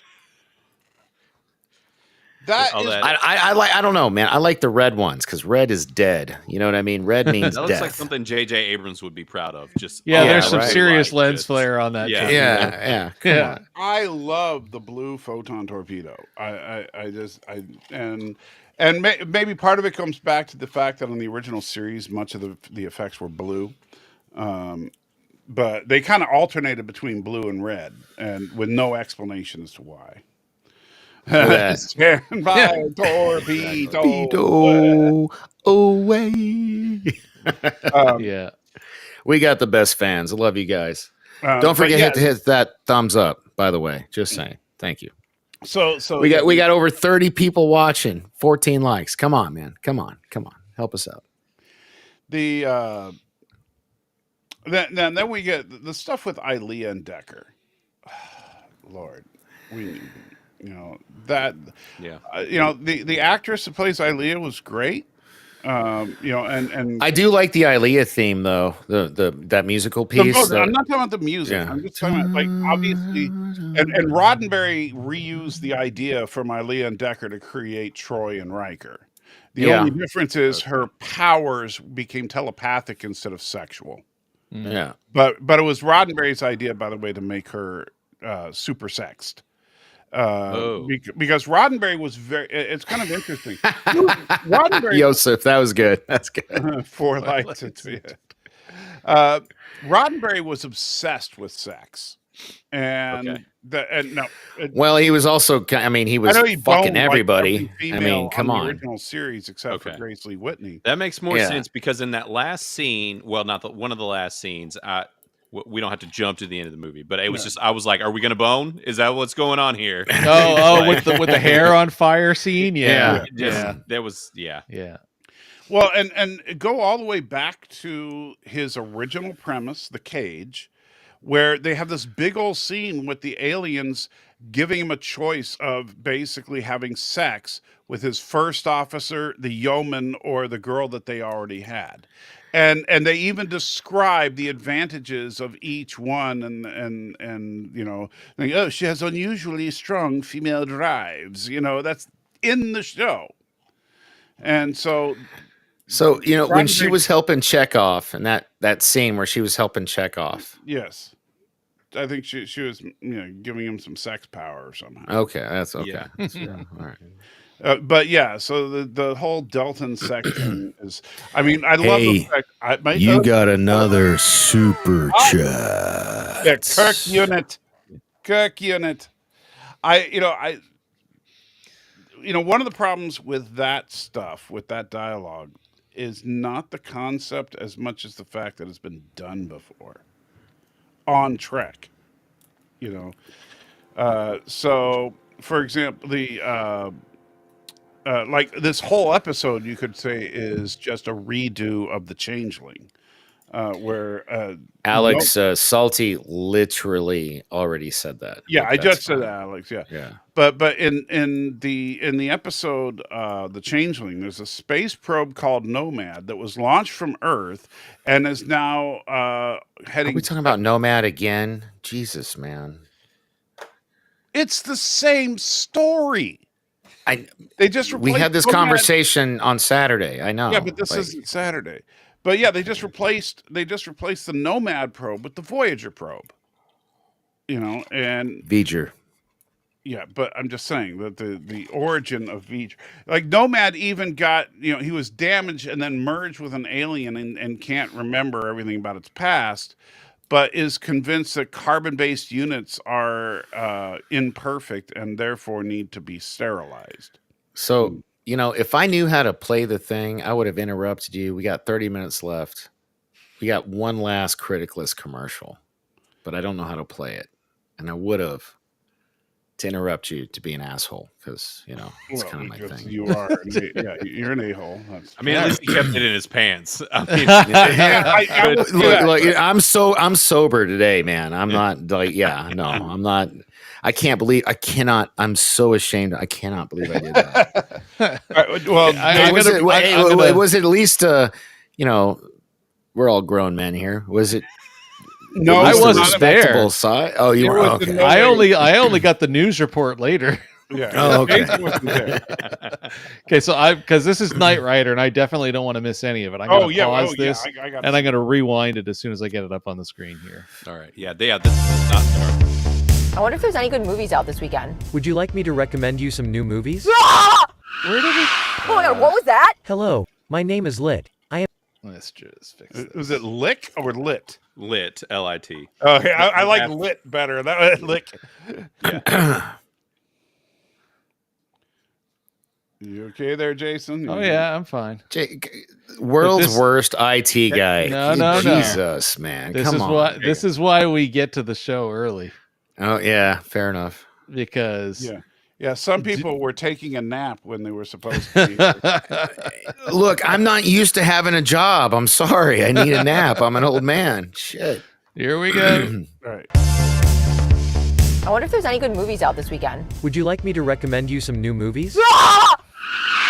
Oh my god, what was that? Hello, my name is Lit. I am your in-car information system. I can give you recommendations for any type of entertainment. Would you like to hear about the most popular movies in theaters today based on critic scores from Rotten Apples? Okay, yeah, I would, actually. The #1 movie in the country this weekend is about a homosexual chipmunk who learns how to play chess. This 4-hour epic displays 10 full chess matches in real time. No, absolutely not. That sounds literally horrendous. I can't even believe that's real. Okay, well, the second highest rated movie, with 98% on Rotten Apples, is about a poor starving girl living in the 1920s who finds refuge in a cannibalistic swinger commune, where they all learn the value of love while feasting on the flesh of the innocent. Who's rating these? These are ratings from the top film critics in the country. I am so sick of this. Honestly, I'll just find my own movie. Because critics suck. That's good. That needs to be your slogan. Yeah. I wonder if there's any good movies out this Because weekend. critics Would you like me to suck. recommend Criticless, you some... because critics suck. Yes. Who's That's the girl? perfect. That's perfect. Yeah. She's a friend. She's a content creator down in Florida. They're part of our marketing team, and she helped us out with that. Is that not your slogan? That should be your slogan. Criticless. It is because one of critics suck. It's one of the many. We've leaned into the irreverent pretty hard. So Yes. Yeah. No, I like that one. That's good. good old Because narrator. critics suck. All right, so Hey man, if you ever need any voiceover work, I'll lend my talents for free. Because in a world, oh yeah, you want me to pay you, but you'll let him. You know, right. you don't pay me, asshole. What are you talking about? Wow. Hey, here's where we wow. find out that Exposure. V'ger is a Klingon because V'ger has 4 balls. Yes, that was my big joke on the weekend. Yeah. Klingons Why are you have stealing 2 Jason extra jokes, of man? everything. Yeah. Come on. Yeah, this scene looked really cool. I was actually pretty impressed. I was like, and this wasn't upscaled This or was anything? not new. This was back in the 70s. They actually built this practically, and then they blew smoke into the area and then slowly brought the camera. Damn, those balls are even hairy. Do you see that? I'm just now that you paused it, I notice it. Yeah. 4 giant glowing hairy balls. Yeah, It looks wow. almost identical to what you whipped out, by the way. Ouch. Ow. Oh, ow. Okay. Wow. Sorry again. Sorry. Oh, hold up. Sorry. That's my Jason impersonation. Sorry. That's your Canada impression. Right? And you see, look how tiny the Enterprise is turning around there. I actually really do like how they scale the Enterprise in juxtaposition to the V'ger. Like it's tiny. And that's something that I think that a lot, almost all Trek really lacks is that sense of scale.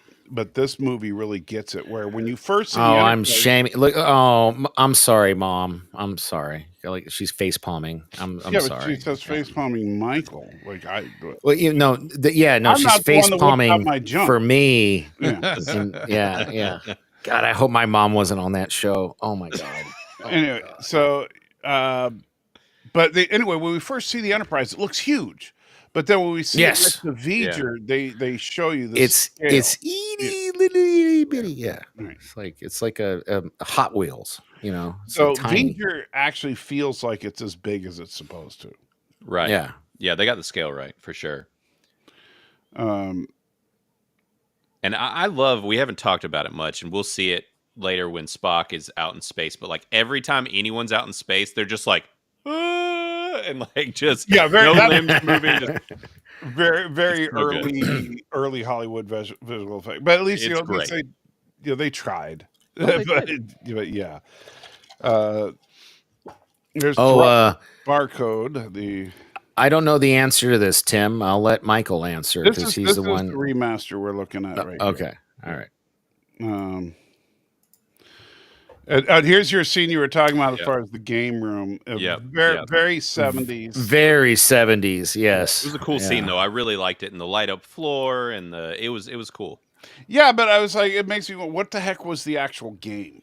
Oh, I wanted to know too. I was like, is this like a shuffleboard kind of thing, like around, or what's going on down? Well, they are on a ship, so I'm going to go with shuffleboard. I think, See, and Hey, this they've is got where I- 3D chess, so why not, rainbow bright shuffleboard? Yeah, there you go. This is where I think they got a lot of the ideas for TNG and the Enterprise being kind of like a cruise ship, because this part feels like they're on a cruise ship. It does. Yeah. Well, even look at the panels behind them. It's very TNG, Yeah. Like, if I'm not mistaken, a lot of the halls in the ship on the D are actually they're redressed style of this. Yeah, I think they reused some of this to make the Enterprise D. Yeah. But yeah, it's and I do like the little Criticless. wall of Enterprises in the background there. Oh yeah. Yeah.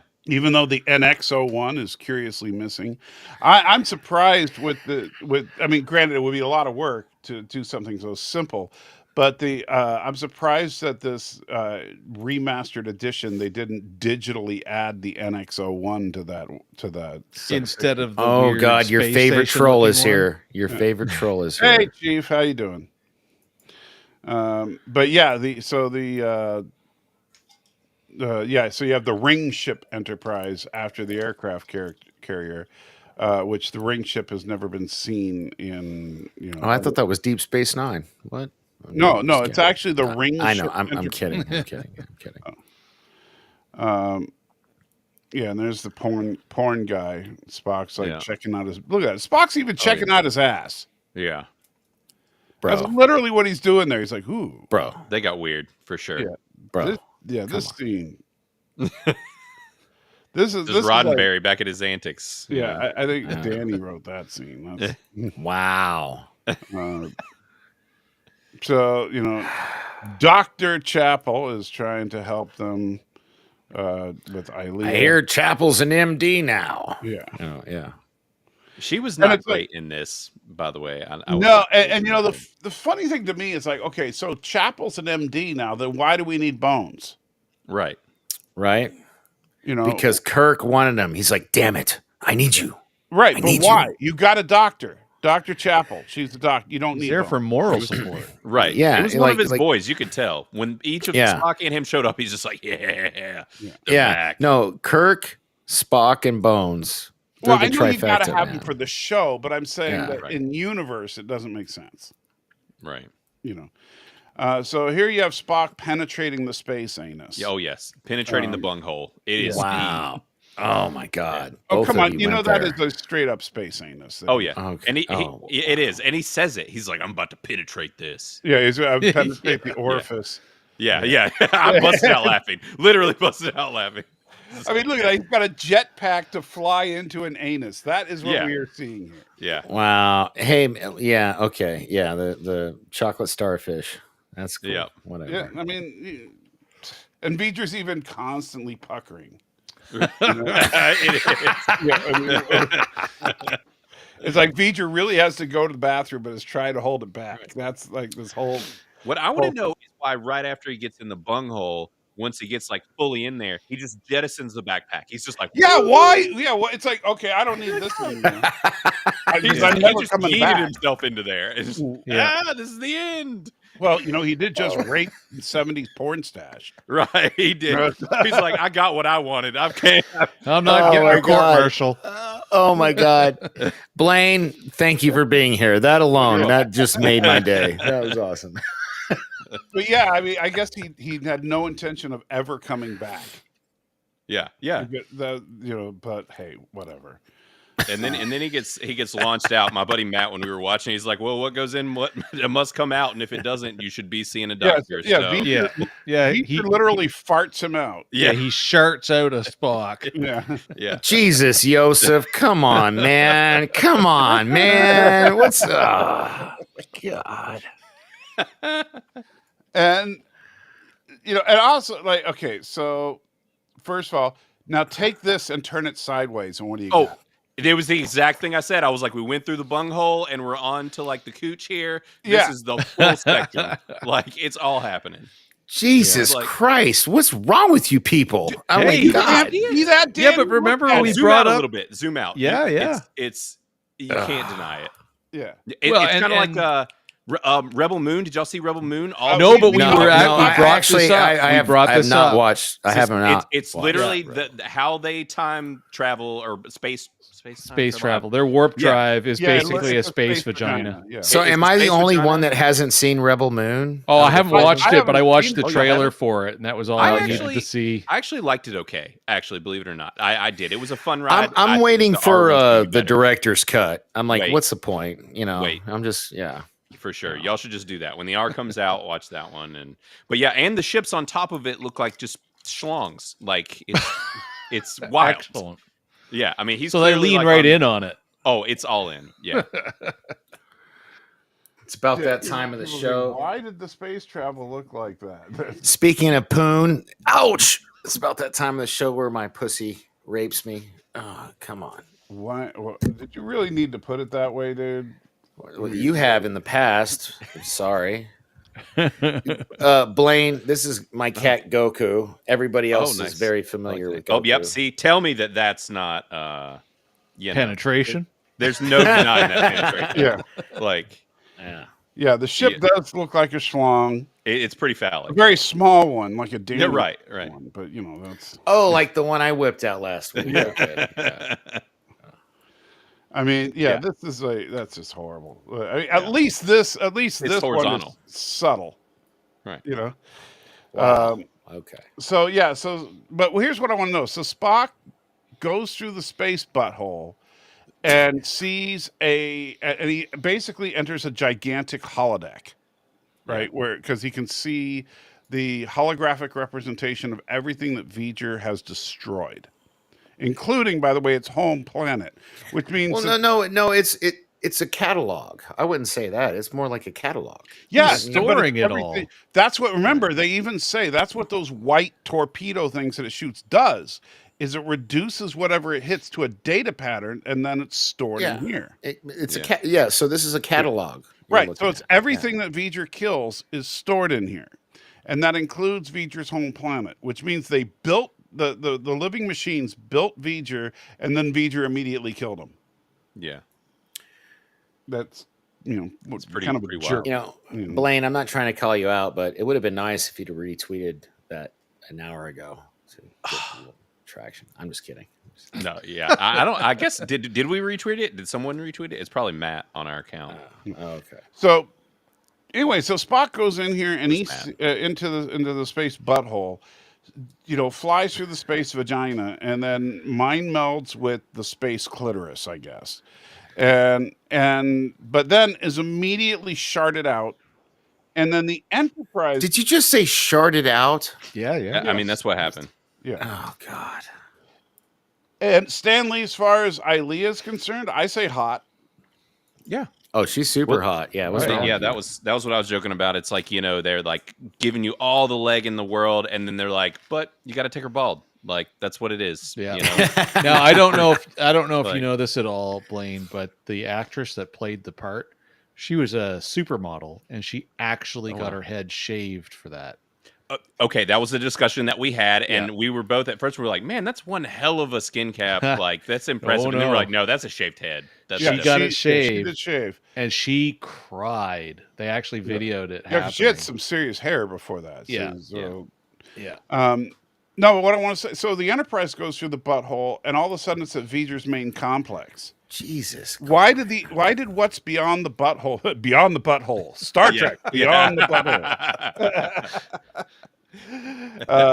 That should be instead of Star Trek Beyond, it should have Still a better movie than Star Trek Beyond. Yeah, that was Star Trek Beyond the butthole. So when the Enterprise went through the butthole. Oh my God, Chief Cook! Really? Come on, it's man. in a totally different. Well, yeah, it's not inaccurate. Never trust a fart. Yeah. But especially one why that's is got a Spock in it. why is it that the Enterprise ends up in a completely different place than Spock went? Yeah, I never understood because it's a holodeck. Yeah, but that's not a hologram of V'ger. That's actually Voyager. That's actually Voyager sitting there. Maybe it's just on the far side of the hull. I don't know.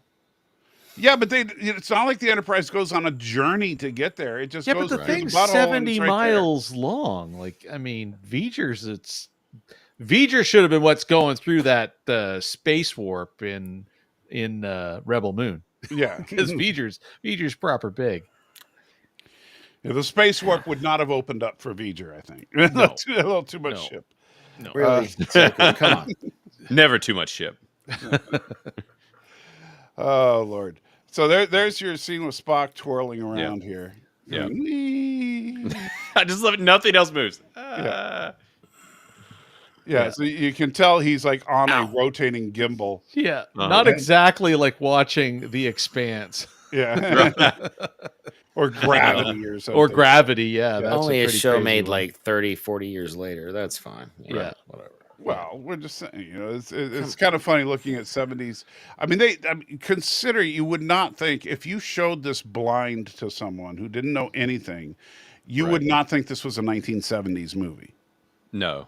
Well, if you lacked any knowledge on the 70s, for sure.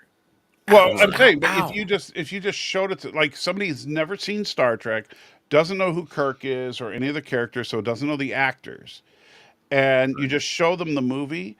Aside from the weird clothes, there's real. I mean, you just say, "Wow, that's not bad," but it's not. You know, they would say it's not groundbreaking visual effects, but it's not bad, right? Yeah, But I probably if would have you- guessed sometime in the 80s if I didn't know. But if you look at something like Star Wars, Star Wars looks like crap. I love you. And Stop. and so this was a truly groundbreaking movie. This is a 2001 A Space Odyssey level visual effects for its day. You know, like 2001 A Space Odyssey, assuming you've seen it since you're a movie nut. Oh yeah. Yeah. And you would not think that was made the year I was born. Yeah. You Right. know, that's crazy. Oh, Well, and I literally because last this movie night. was. No, go ahead. You're good. Yeah. No, I was just gonna say this movie was made the year I was born. But go ahead, Blaine. Oh, Sorry. really? Yeah, no, I was just gonna say I watched Airplane last night, which came out in '80 on the nose, and Yes. like this looks, which obviously that's supposed to be campy and whatever, but still, even just cinematography wise, filmmaking wise, it's just like two different things. So As far as Blaine, quality. Yeah. Blaine, may I ask you a question real quick? Yeah. Have you ever seen a grown man naked? Dude, listen, that line, You like I couldn't movies believe about- it. Which I is was a like, dangerous question on this channel sometimes. Yeah, right. Yeah, coming from Danny, I'm a little worried is what's coming. He's like, yeah, let me show you. No. Wait until I tell everybody. I'm like, yeah, I went on Nerd Fights, and first, Danny asked me if I'd ever seen a grown man naked. It was right after he showed me his pussy. Things got really wild, like, got out of control.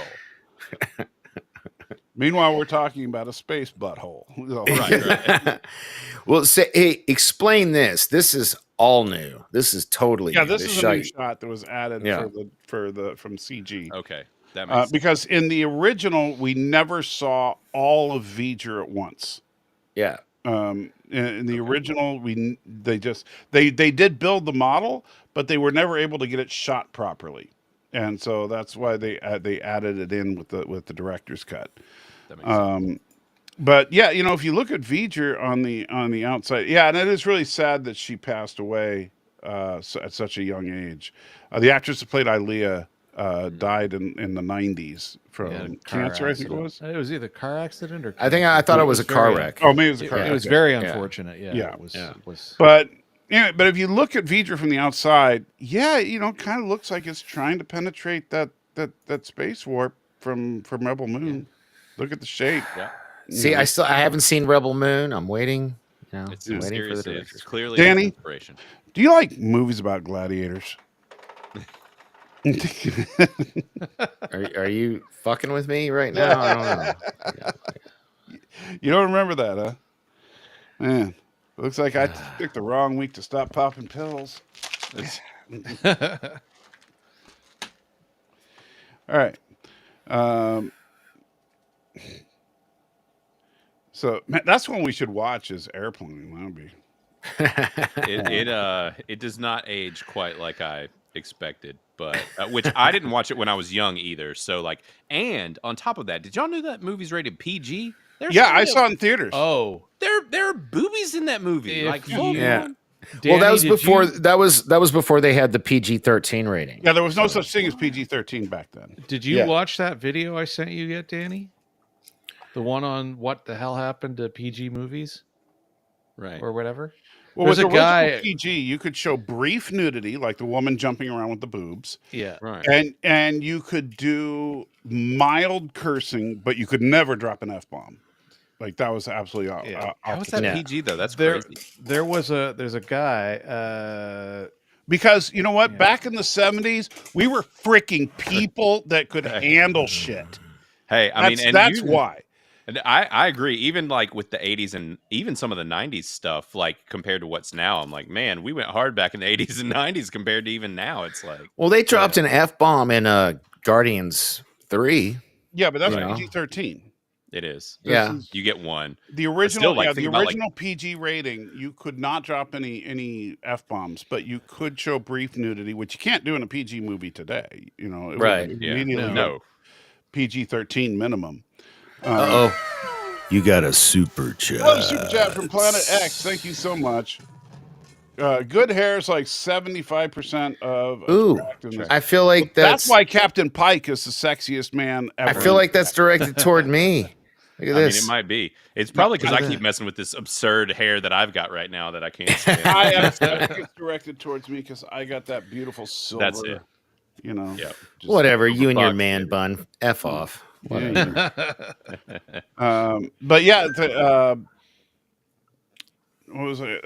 In back in the day, you know, yeah, they could throw stuff at kids, and they knew how much was appropriate. Like they weren't going to throw hardcore sex, but like when the one dude said, "Oh man, the shit's going to hit the fan now," and then you immediately see a big blob of brown hit a fan. Yeah. You know, you couldn't do that today. Right. You know, and which is that was a hilarious scene, and kids loved it. Oh, I'm sure. You know, I saw it in theaters, and I was 12 at the time. That's crazy. And that's great humor to a 12-year-old. Oh, I mean, sure. Yeah, there's a lot of very childish humor in it. I mean, for sure. But then there's, you know, the blowjob jokes and the Yeah. you Well, you see, know. the thing is that a little kid wouldn't get it. They would just think, Right. "Oh, it's funny because she's inflating the pilot." Right. Uh-oh, looks like we lost Danny. Lost Danny. Oh, He Team Maybe is in full effect, is it? It's possible that he's showing his junk to Yeah. somebody. That's, T-Mobile cut him off. yeah. Hopefully he'll get back soon. Now you know what's kind of funny that we bring up some of the stuff from the 80s and we were kind of poking at the craziness in the 70s. The 70s and the 80s, the movies, if you really start looking at them, they Am I really back? Yeah, you're back. Yeah, you're back. They really My internet went down for a second. Yeah. No worries. They really Okay. lean into a certain kind of style, and not just visually either, because you look at all the crazy college humor type movies that came out in the 80s, and it's just like watching Airplane. Or you look at the weird, you know, double entendres that you get in all the sci-fi from the 70s. It's the same deal. Yeah, but So- Airplane was a groundbreaking movie when it comes to comedy. Oh yeah. Right. I mean, Airplane was one of those. And yes, you're back again, Danny. Tell T-Mobile to stop jerking you around, and you know, maybe put. And your this phone- segment is brought to you by T-Mobile 5G. Jesus, man. Yeah. Well, it's also brought to you by the now V'ger has a gaping butthole. that's like, whew, man, something Had to open up large wide. and brown should be shooting out of that. Yeah. Had to make room. Yeah, but the Enterprise goes into the butthole.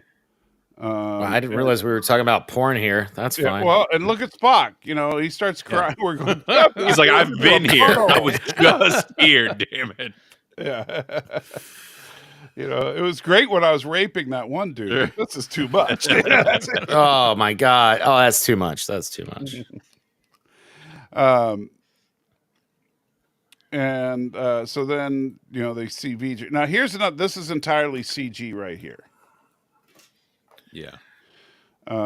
So the original version, they had something similar to this, but it didn't look as cool. Like No, they basically just kind of implied that the ship came up and stopped against all these hexagons. Yeah. And then they walk outside. But Yeah, but there's no exterior shot of the ship approaching. Not like that, no.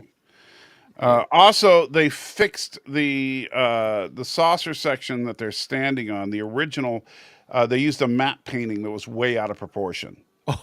Oh, it looks something special. If you really want to have a laugh, you find the original version of the movie, and instead of that nice slope that you've got with the curve of the saucer, it was tipped up almost like at a 40-degree angle, like that Wow. The section of the dish where the lettering and the numbers are. It was even steeper than that. It looked really. It looked wrong.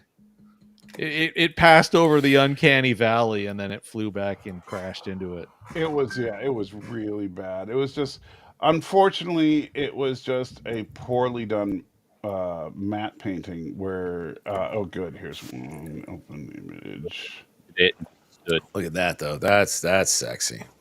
Yeah, that was good. All right, so this is the so look at the image on top is the original matte painting, and look how distorted the slope is. Yeah, and you can really see it if you look to the right of the 1701. You can see how it's really right. So the person, the artist that made that matte painting just kind of screwed it up. And so they fixed it with the new one, which is this was definitely a good improvement to do. But this is a great example of look how I mean, aside from the messed up slope, you can see that the original looked pretty darn good. It just, unfortunately they messed up the proportions of the saucer. You get mad at me for calling my mom out on Jews, and you're going to talk about slopes? That's beat up. I don't know. What? Huh? Never mind. Never mind. I'll let that marinate for a second. It's all. Let's go. Is slope a slur for something? It is, but that's fine. It is. Yeah. I don't even know what it is. That's a new one for me. I've never heard that one. It's like opposite corners here. Actually, no. Let's not go any deeper than that. Danny, that's good enough. Never mind. Yeah. Now I got to know what's the freaking slope. Okay, I'm going to disappear. Blaine's like, I have a business to run. I got to go now. Well, you could tell people you learned a new racial slur. Right? Yeah. You never know what you'll learn on YouTube. See, this just goes back to what really it's a pejorative term for Asian people. Yeah. Yes, it is. You didn't know that? The eyes, I assume, but this goes back to me saying the other day about Danny is the youngest of the three of us, but yet he seems to be a product of an era even before Mike. Yeah. Yes. Yeah. I'm an old soul. I don't know. Yeah. Danny does like to throw the racial slurs around. Yeah, I was about to say, he just operates at a deeper level of racism. It's that other part of North Carolina he comes from. We don't claim those. Yeah. Hey, man, High Point, man. No, we're dirty. Danny is straight up Alabama level. No. High Point, dirty, man. It's all good. Yeah. So Danny. That's another thing. Yeah, Danny is our. You're not going to want to sponsor us. Danny is a straight up. And well, if y'all look in the chat, my dad is praising you guys. He says he likes y'all better than the Salty Nerd guys. So. Well, nice. Oh, that warms the cockles of my heart. That just made my day. Well, that's because we are better people. But also, well, I can activate that passive aggressive Canadian superiority here, and there you go. Yeah. Well, he did also just have surgery, so he's probably on drugs. So you're getting okay. Well, there's that. Yeah. There you go. Nerd Fights. Watch it when you're on drugs. You'll love it. There you go. In fact, we're going to steal your slogan. We'll just say Nerd Fights because Salty Nerd sucks. Hey, man. Like Kadish has been my friend for like 10 years. Don't say that. That's fine. Kadish is fine, but that doesn't. He should be working with us, not them. That's all there is to it. All right, so he used to be on this show. He's been on a few times. Yeah, he's helped us out a lot. Those guys have done. It's my fault. It's my fault. I totally. I'll accept responsibility for that. It's your fault. So here's Kirk discovering that V. Now you think, look, don't get me wrong. I think the concept is cool, but you'd think that the living machines that created this whole thing would know how to remove a smudge from the plate so they could read the name. Right. You know, seriously, it's called Voyager because nobody bothered. I missed that. My internet is shit. I don't know what's going on. Well, you know, Danny's internet brought to you by the Salty Nerds. Damn, did I lose you again? I couldn't, when they showed it, I was like, I instantly knew when they showed Voyager, whichever version, 9 or whatever they said it Voyager was. You know, I was 6 like, is, yeah. or 6, yeah. I was like, holy crap, it's a Voyager. Like, I figured it out before they wiped it off, obviously. Yeah. Right. Also, it was like kind of surprising. I was like, why does Kirk and these guys, why do they not know what the Voyagers looked like? And they're you know, do what they do. Yeah, well, especially considering that this movie shows just how optimistic they were, because they hadn't even put the first 2 into space when they wrote this. Right. And this is labeled out as the 6th Voyager probe. It's Oh, like, wow. man, people really thought that, you know, NASA was going to absolutely bring their A game, and then no. Unfortunately, well, it's the lack of funding. Yeah. You know, but yeah, and I'll tell you, so back then in 1979, everybody knew what Voyager looked like. So the second you see that reveal, everybody knew what it was. Right. But they couldn't have Kirk go, oh, it's Voyager, you know, because think about it, it's the 23rd century. It would be like if you saw a ship from 1649, would you be able to name it? Any ship? No. From you know, no. So, right. So to Although him, this is ancient. Right. Voyage Home, when Chekhov tries to get the nuclear vessel, it's the Enterprise. Wessel, not vessel. Wessel. Nuclear vessel. Yeah, so it's the Enterprise. So, you know. Yeah, but it's not like... I guess we'll be there in 4 weeks, so whatever. Maybe. Unless we watch The Room again. No. You bastard. We should I can't watch believe you made me watch Disaster Artist. I'm sorry. Disaster that's all Artist me, is man. great. That was all me. Have you read... Oh, by the way, I got to ask you, Blaine, have you read the book Disaster Artist? I have not. I have not read it, no. Okay, so, you know, the movie is loosely... It's based on the book. But the book, the guy that plays Mark in The Room, he wrote the book. Okay. And it's done in... It's basically... It's not just about The Room. It's his entire relationship with Tommy Wiseau. Because he and Tommy Wiseau are best friends. Right. And you the one that banged his chick. Yeah. That's the guy who wrote the book. Oh, and like one thing you learn in the movie, and this is how weird Tommy Wiseau is. He would go out to eat, and they went out to eat a lot in the book because, you know, it's something friends do together, right? Right. But every time they go to a restaurant, Tommy Wiseau immediately orders a glass of hot water.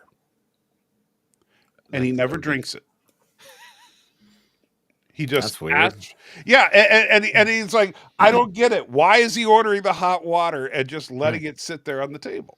You know, that's just how weird this guy is. You know, and super strange. Yeah, that's how well he was captured by Franco it's great. Yeah.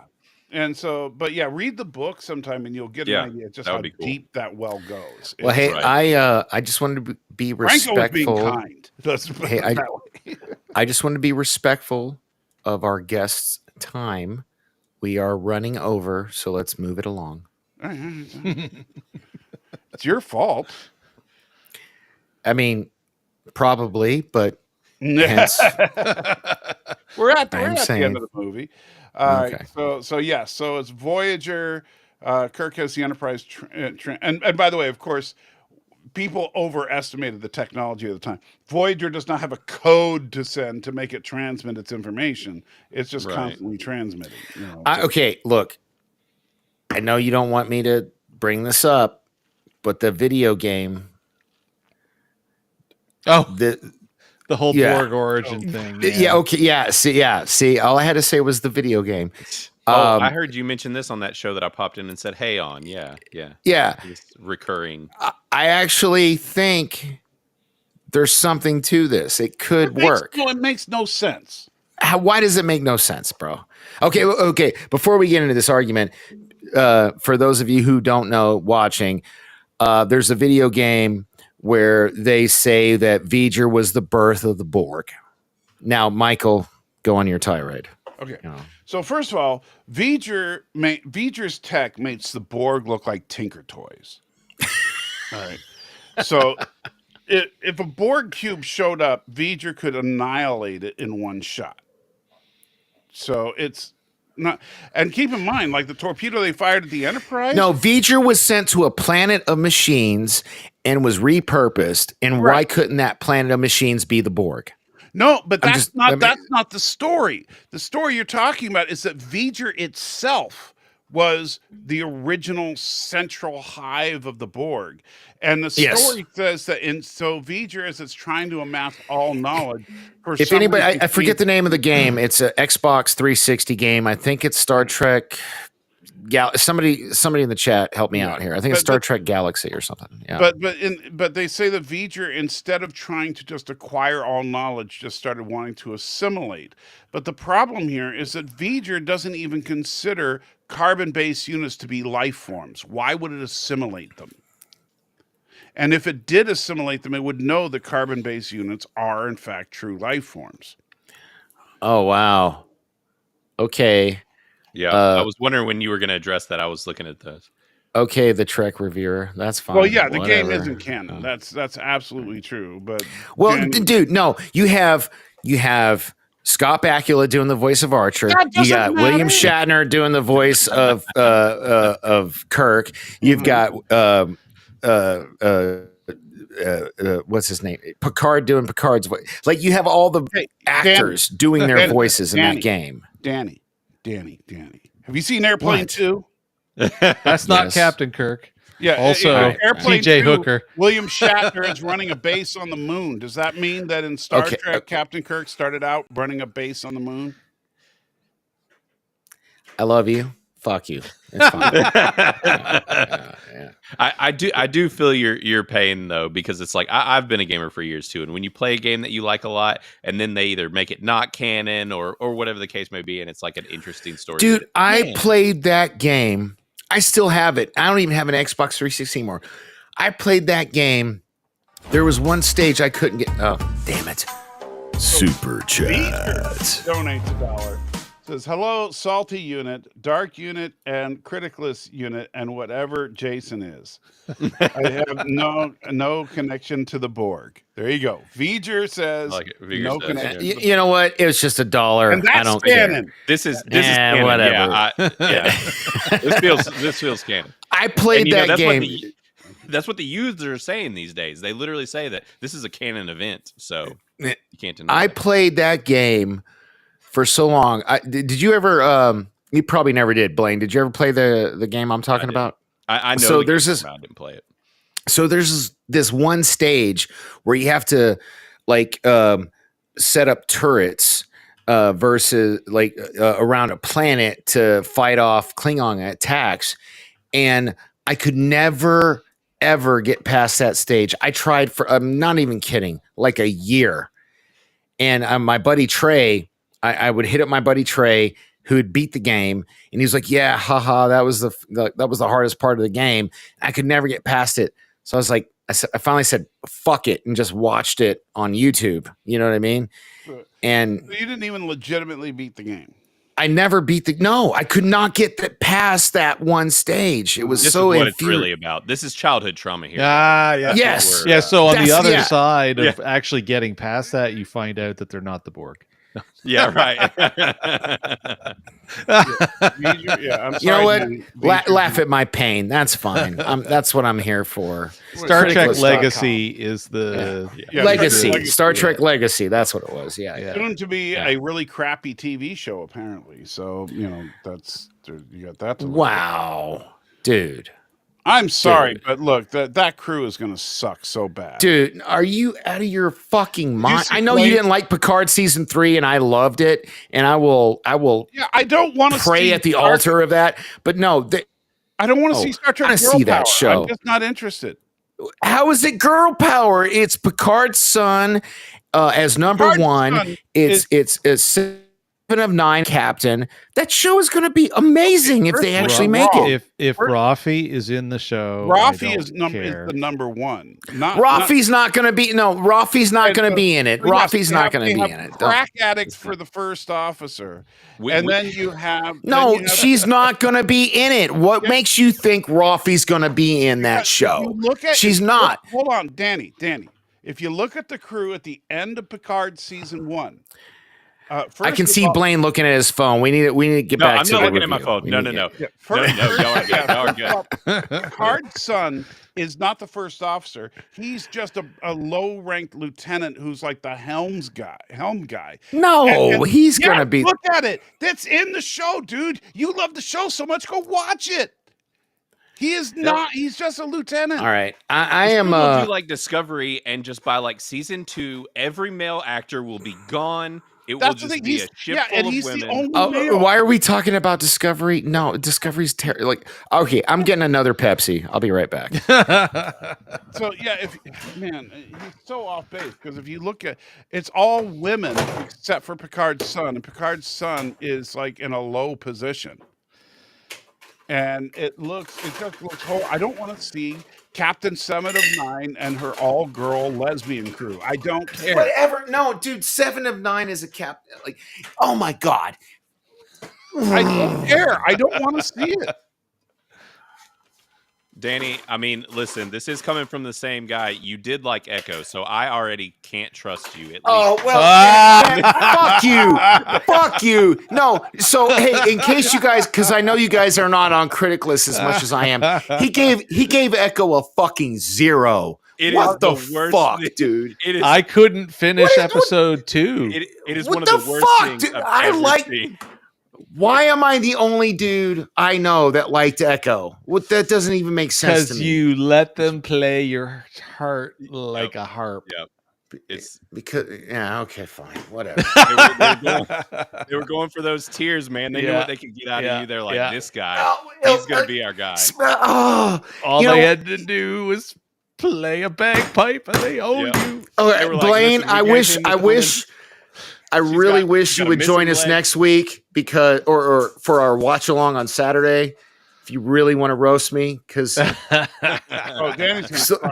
last 20 minutes of Wrathacon, I'm gonna be bawling, and Mike should like take clips and just put it as shorts to promote his channel. I did manage to find Dan. Are you looking, Danny? Because I did find a still. Damn it! I'm trying to. Yeah. Okay. What? I found a still image from the upcoming Legacy show. Check this out.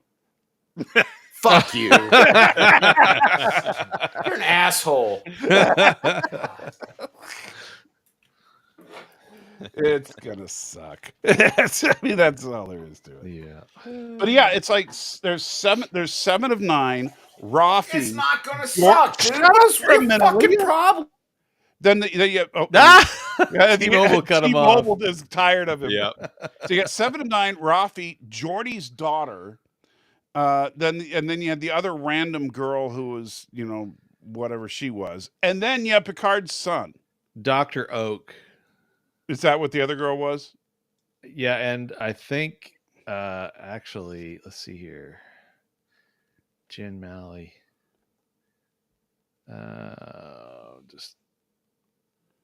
So it's like there's one dude on the crew. And yeah, actually, so far the rumor there is a whopping two guys. Well, there's Jack Crusher, right, and Stashwick is Shaw, and then there's some Lieutenant Matthew Mura played by Joseph Lee. Everybody else is a woman. That would be Danny. Yeah. Hey, Danny, T-Mobile sure sucks, huh? Dude, I am so... I'm going to switch to Verizon. This is bullshit. Today's Nerd Fights is brought to you by Verizon Wireless. When T-Mobile trying to get back in. Am I in? Okay. All right, bye. So, yeah, that... So yeah, man, I think we pretty much settled it. It's except for Crusher, it's like an all-girl, just. Oh! You know what's funny? Blaine doesn't even know about me and Crusher, so that's fine. No, Crusher, Jack Crusher. That's Oh, well, his mom. you're the one that loves the show and you don't even know the character's name. No, I do. I got. Oh yeah. Okay. Timo. So did you see? Hold on, Blaine. Did you see Picard season 3? No, I did not. Okay. I got so turned off by Discovery that I wasn't sure that I wanted anything. Oh no, to do with it. don't bother. So hold up. No. Shut up, Mike. That's not true. Blaine, you said you like TNG, right? Yeah. So Picard season 3, don't watch seasons 1 or 2, is basically is season 8 of The Next Generation. And these guys, rightfully so, gave me shit because on a drunken tirade, I went off on how hot Beverly Crusher was, even at her current age. So is insane. What? Dude, What'd you say, Mike? I said that is not hot. Oh my God, I would. Are you kidding? Oh my God, I would do so much. Oh, dude, get that off the screen. Get that off the screen.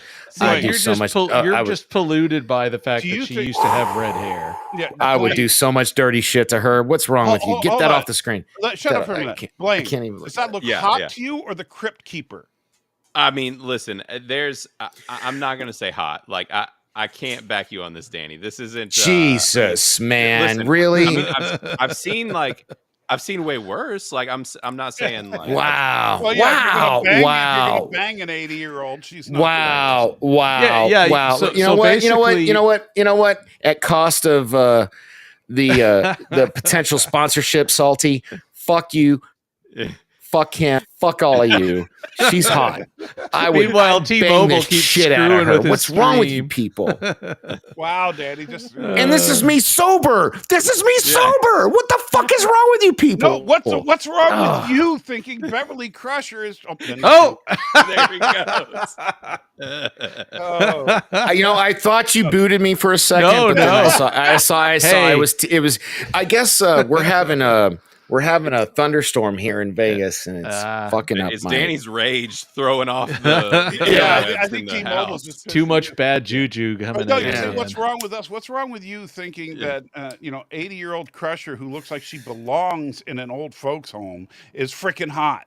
Dude, she's so okay. Look, first of all, as a child, because you got to remember, I don't care about that's not as a child. This is what she looks like now. And she's still hot. What's wrong with you? Dude, she's just not. Look, okay, you got to understand the way brain patterns work. No, your brain since I was 7 years old, I've had a crush on her. So like, I'm gonna just call you Chariots of Fire. Okay, because you carry the torch forever and ever. Yeah. Look, Gates McFadden, you're hot. I don't care what these guys say. It's like. And by the way, so look at she's a badass. On top of being hot, she's a badass. Okay, hold on. Blaine, you see that phaser she's holding? I do, yes. It's a pump action rifle. Oh, she can pump me anytime she wants. Oh my God. She has to pump the recharge the phaser rifle. Dude. What is wrong with you guys? She is so smoking hot. Would you rather have Dr. Pulaski? What's wrong with you? Danny, you know how you were asking, how do we get me in and write more reviews? Yeah. I have 7 pages on just 3 episodes of this season of this show. Yes. Well, then fucking put it on Criticless. Criticless.com. Anyone can join, including you, Berto Prey. I will video when we get that. I will finish the rest of it, and there will be an abridged version go up on Criticless. And there, Blaine, you'll never have to watch the show. Dude, no. Watch season. Dude, if you like TNG, watch season 3. I don't care what these assholes say. It is so good. It is so fucking good. And so I just recently, over the last weekend, Dan, I went. Here's the dumb thing, right? You know this is the pump action phaser, right? Yes, I do. Okay, there. I zoomed in. Tell me, look at the phaser. Where's the pump? There's nothing there. Yeah, gone. Oh, She's how just about- the whole Oh time. my god! she's Why? No, put it back on her face. Why'd you do that? Oh yeah, what are you jerking off because you think? Oh my god! man, I so She's much. so. Yeah. You know He's what? like- You know what? You know what it would be like being in bed with her, Danny. You guys are so mean. She is so hot. Dude, Gates. Oh my god! I would sell my soul to Satan. I'm a born again Christian. I would sell my soul to Satan for one night with her. Oh my She's- god. Yeah, dude. This- You are insane, Danny. Yeah, you he's are insane. freaking crazy. He's certifiable. It's oh man. She's so. What's wrong with you? She's so. Look, I would give anything to be the candle. Okay, I'm just gonna say that. Oh gosh, the candle. Oh. This guy. Oh, How do y'all do this There's week actually after an week? I episode- mean, this is Oh, it's like it's like herding cats, man. It's like Yeah. herding This is how cats. bad, but this is how bad that character, Dr. Crusher, is. There is actually an episode of Star Trek: The Next Generation where the villain is a sex candle that she screws over and over and over in the episode. No, And- hence and- why and I you said I actually would feel totally like, be that candle. I would totally. candles I would doing give it. It's like, anything. I would yeah. give anything to be that candle. uh-huh. Are you out of your mind? She's so hot. She's so I'm in hot. my mind. You're clearly out of yours. She's so I will hot. tell you, even though obviously I'm not into dudes at all, but the best looking guy on Picard season 3 has got to be Geordi. He actually looks good for his age. Well, black don't crack, so I'm not going to argue with that. But Well, yeah. I'm just saying he looks good, and I've actually met LeVar recently, and he still looks really, he looks really good. But No, again, I think with the white being- beard and everything, I think Geordi looks awesome. And Worf also looks. Hey, you got a super chat. And ignored says Dork becomes the ghost in the candle. There, there's some fan Dude, fiction I you would can pay write. money. I would pay money to do that, like real but money, you- like Bones says. You pick up on the play in that title, right?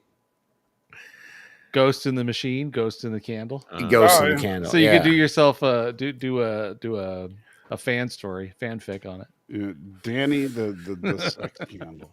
Dude. What is wrong? So, am I the only one that thinks Gates McFadden is a smoke machine? Yes! Like, I mean, clearly that is exactly that's the case. Yes. wow. See? Wow. Wow. You got Okay. 3-1 against you here, Danny. All right. Hey, you know what? Hey, to each his own, buddy. Listen, It's all good. Cheering you on. Different Yeah. strokes for different folks. Right. Yeah. All right. Just keep all those right. Let's strokes off. carry on. Let's carry on. I mean, heck, Rafi looks better than her. That's Dude, are you? Dude, Okay, now Rafi that's looks like a too far. shriveled up Shih Tzu. Come on, what that's are you saying talking she's about? good. I'm just saying. All right, so back to Spock. Yeah. So Yeah. So they Decker says, you know what I've always wanted is a kid, but since we don't have that, I'll screw the machine. Dude, okay, so it did lose me a little bit here at the end when they merged, and then all of a sudden they're just like, we have a baby, and like I don't really know, I don't really know what happened there. Nobody does. Yeah, okay, Yeah, At and best, they went to another dimension. Yeah. okay. Here's the Jesus, Mom, I'm sorry. See, your dad's here, my mom's here, and I just embarrassed Hey, is your dad myself. single? Well, maybe we could get him to hook up. What the hell, dude? No, my mom's happily married to Papa Tom. Come on. That's not No, things change. Wow. Oh, hey, look at this. Chief agrees. Oh, Yeah. so you think having Chief Cook on your side validates you? Well, that's a fair point. Yeah. Yeah. Yeah. All right. So I know you don't know, Blaine, but Chief Cook is certifiable as well. He's a nut job. Yeah. So so this is kind of like the ending of 2001: A Space Odyssey. This is an ending where they do something and sparkles happen, and then we see the Enterprise. So this is how we in the future treat pedophiles. We turn them into sparkles. Just phase them, blast them off into space. And, I think he's just becoming a vampire in Twilight. That's right. Yeah, it was real odd. Like it happened so fast. I was like, hold on, wait, and they're all just like, yeah, we did it. Oh, and they're like in regular space right after this happens, just floating outside. And they're like, we had a baby. I'm just like, no, I didn't see that happen. Just That saw was like, you know what it felt like is the writers have were you ever like- seen the movie Life Force, which coincidentally Patrick Stewart was in? I have not. I have. Oh. You know, Oh, well, doesn't this remind you of a scene from Life Force when he's with the chick at the, and they're doing Life the same Force thing? is a crap movie. It is, but And it it's also very came similar out scene. after. Did by it? a long shot. Yeah. Oh, okay. All right. And hey, Matt Vader's here. Speaking of people that suck, Vader's in here. yeah. Oh, Vader, what's up, buddy? homie? Yeah, dude. Like, hey, you know what? I'm actually glad he just got here because he would have participated in roasting me. Oh, he would have. He would have thrown you on the. You should have been in here just a little bit earlier when they were trash talking you. I was trying to back you guys up. And Whoa, whoa, whoa, they whoa, were whoa, whoa, giving whoa, y'all whoa, hell. whoa, whoa, whoa, whoa! That's not true, we're Vader. I love you. Vader. I love you, Vader. I have nothing but love for you. My mom and I love you. Like, I will say don't listen this, to him. I will say this, Blaine. If Vader and Kadish were on this show, it would be that would be awesome, right? But unfortunately, they're not. They're they're on the crappy show. So Because why? Because they'd be roasting me. well, that would help. Oh, fuck you. Wow. Okay. You know. All right. It's okay. I know. I hear you. Oh, Vader. wow, Vader. Really? Wow. First of all, spell his name right if you're gonna like kind of, but that's fine. Whatever. So yeah, here's your favorite part with the hair and the Criticless.com. Check it out. Space orgasm or Yeah, whatever. this was odd. Yeah, it was an odd little bit. No, this reminded me of Life Force. Like I it really did. This seemed like it was straight. I guess Life Force came out after you said, Jason. Yeah, by 6 years. So okay. If you want to stick this with something that's kind of adjacent as far as that weird kind of 70s strange ending thing, the first Tron movie, as much as people put it on a pedestal, man, you get into the later bits, the third act of Tron, and there is some absolutely I love my marijuana and LSD going on. Normally this is a bit I do for Ariel, but she's not here. Oh God. He's gonna ASMR. I don't do ASMR. You want to see me put on a smoke bomb? I will disappear. Yeah, see, don't make him go away. We're having fun. Jerk.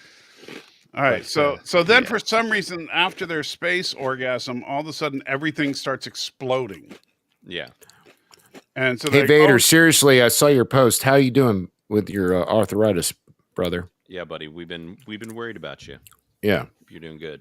Well, I've been worried about him because he hangs out with those salty nerds guys. I mean, you and the why? What is your vitriol toward? It's just the salty nerds at this point. I swear. Yeah, it's got to be. It's WWE, man. Yeah, right. And he says he doesn't like the WWE. Right. Yeah. Oh, what were you trying to say, Blaine? Are you in Vegas too? Like me? No, I'm in Tennessee. No, he's in Tennessee. Jason's in Canada, and I'm in Vegas. Canada, really? Hey, an Australian prime minister said it that way once by accident. Vader's calling us out. We are off topic again. Yes. Okay. All right. Sorry, Vader. Sorry. And of course the salty nerds, they would just be drunk by now. And well, dude, one of their sponsors is literally a liquor company. You know how much I would love that. I mean, but hate I don't that think you need at that. the same You time. don't Danny. Yeah. An alcoholic. That'd be great. Hey, Bud give Light, me money, but just great don't give me sponsor. alcohol. You got an actual alcoholic for you. Hi, I'm an alcoholic, and I like Bud Light. That would be the commercial. No, I don't like tranny fluid, man. I like they have what do they have? They do a lot of Bud Light. No, who drinks? That's tranny fluid. No, I like Vader. Tell me in the chat, who do you guys have? What's your? It's like a bourbon company. bourbon. Yeah, it's yeah. I forget, but anyway. Well, But so bourbon is does want it? to be whiskey. So but- does it end? I'm trying to remember. It literally just ends with them phasing, materializing into nothing. Yeah, this is the end of the movie. So then they disappear after they explode with their orgasmic pleasure. Yeah. And then they And then what happens? What happens to the probe? Like, so it like it's just gone. Everything's just gone. So let me ask you this: do you think it goes to a higher dimension? Do you think it I think it goes to the sure. writers gave up. Yeah. Yeah, right. It's That's a kinda what it felt bottle. like. See, and this is where you get this is the end result of this movie being pulled as a bottle episode out of phase 2. Right. Because Right, it is a it bottle was a episode. great It just episode. wraps and then that's it. Right. And I mean, The it's only not time bad, they but- ever make a reference to this movie ever again in any serious fashion is in arguably the worst of the movies, Star Trek V, when Sybok tries to do the magic trick to make Spock be on his team. And he goes, "Sorry, brother. I had a mind meld across the stars with a giant spaceship, so I'm good." I don't remember. Oh, that. interesting. Yeah. Okay. Yeah, there's you know what? In 4 weeks, when we review that movie, it'll come up. So Oh, Yeah. man, I yeah, do when not- they're on that deck with the old ship wheel. I know and the scene you're Sybok talking shows up, about. yeah. I just don't remember that conversation. When we get to it, I'll have to look for it. 'Cause- Yeah. But I mean, to be honest, I'm usually checked out by that point. When I watch. So That's a rough Vader, movie. it's an ongoing shtick. If you were actually a By loyal shtick, viewer, it just you would means know. Danny is too lazy to hit the mute button when he's chewing. Oh my god! Oh my Which is- god! Which is actually kind of rude and disgusting for our guests. No, My- it's my ears are ASMR. bleeding You know already. what? If I mean- Ariel were here, she would actually pay you money to hear me eat chips. Yeah, but she's So- not here. So if I'm not getting money, I don't want to hear you chewing. Okay, fair enough. So if somebody wants to pay money to have Danny chew, go right ahead. It's going to be a minimum of $5 for one chip. Yeah, that's fair. That's fair. Yeah. It was such an odd ending to like, they reveal Voyager, all that, and it's great, and I was totally on board, and then it just peters out hard. Yeah, then they And just they're went, we're done. ta-da! They're like, yeah, we spent an extra 30 minutes in this movie staring off into space, and y'all just looking at us, looking at other things, but we didn't write the end of the movie. Sorry. Yeah. So I do want to. I know it's going to be like 4 weeks before we do this, but there are a ton of similarities between this and the Voyage Home. Would you not agree? This and the voyage home? Yeah, the space probe comes from nowhere.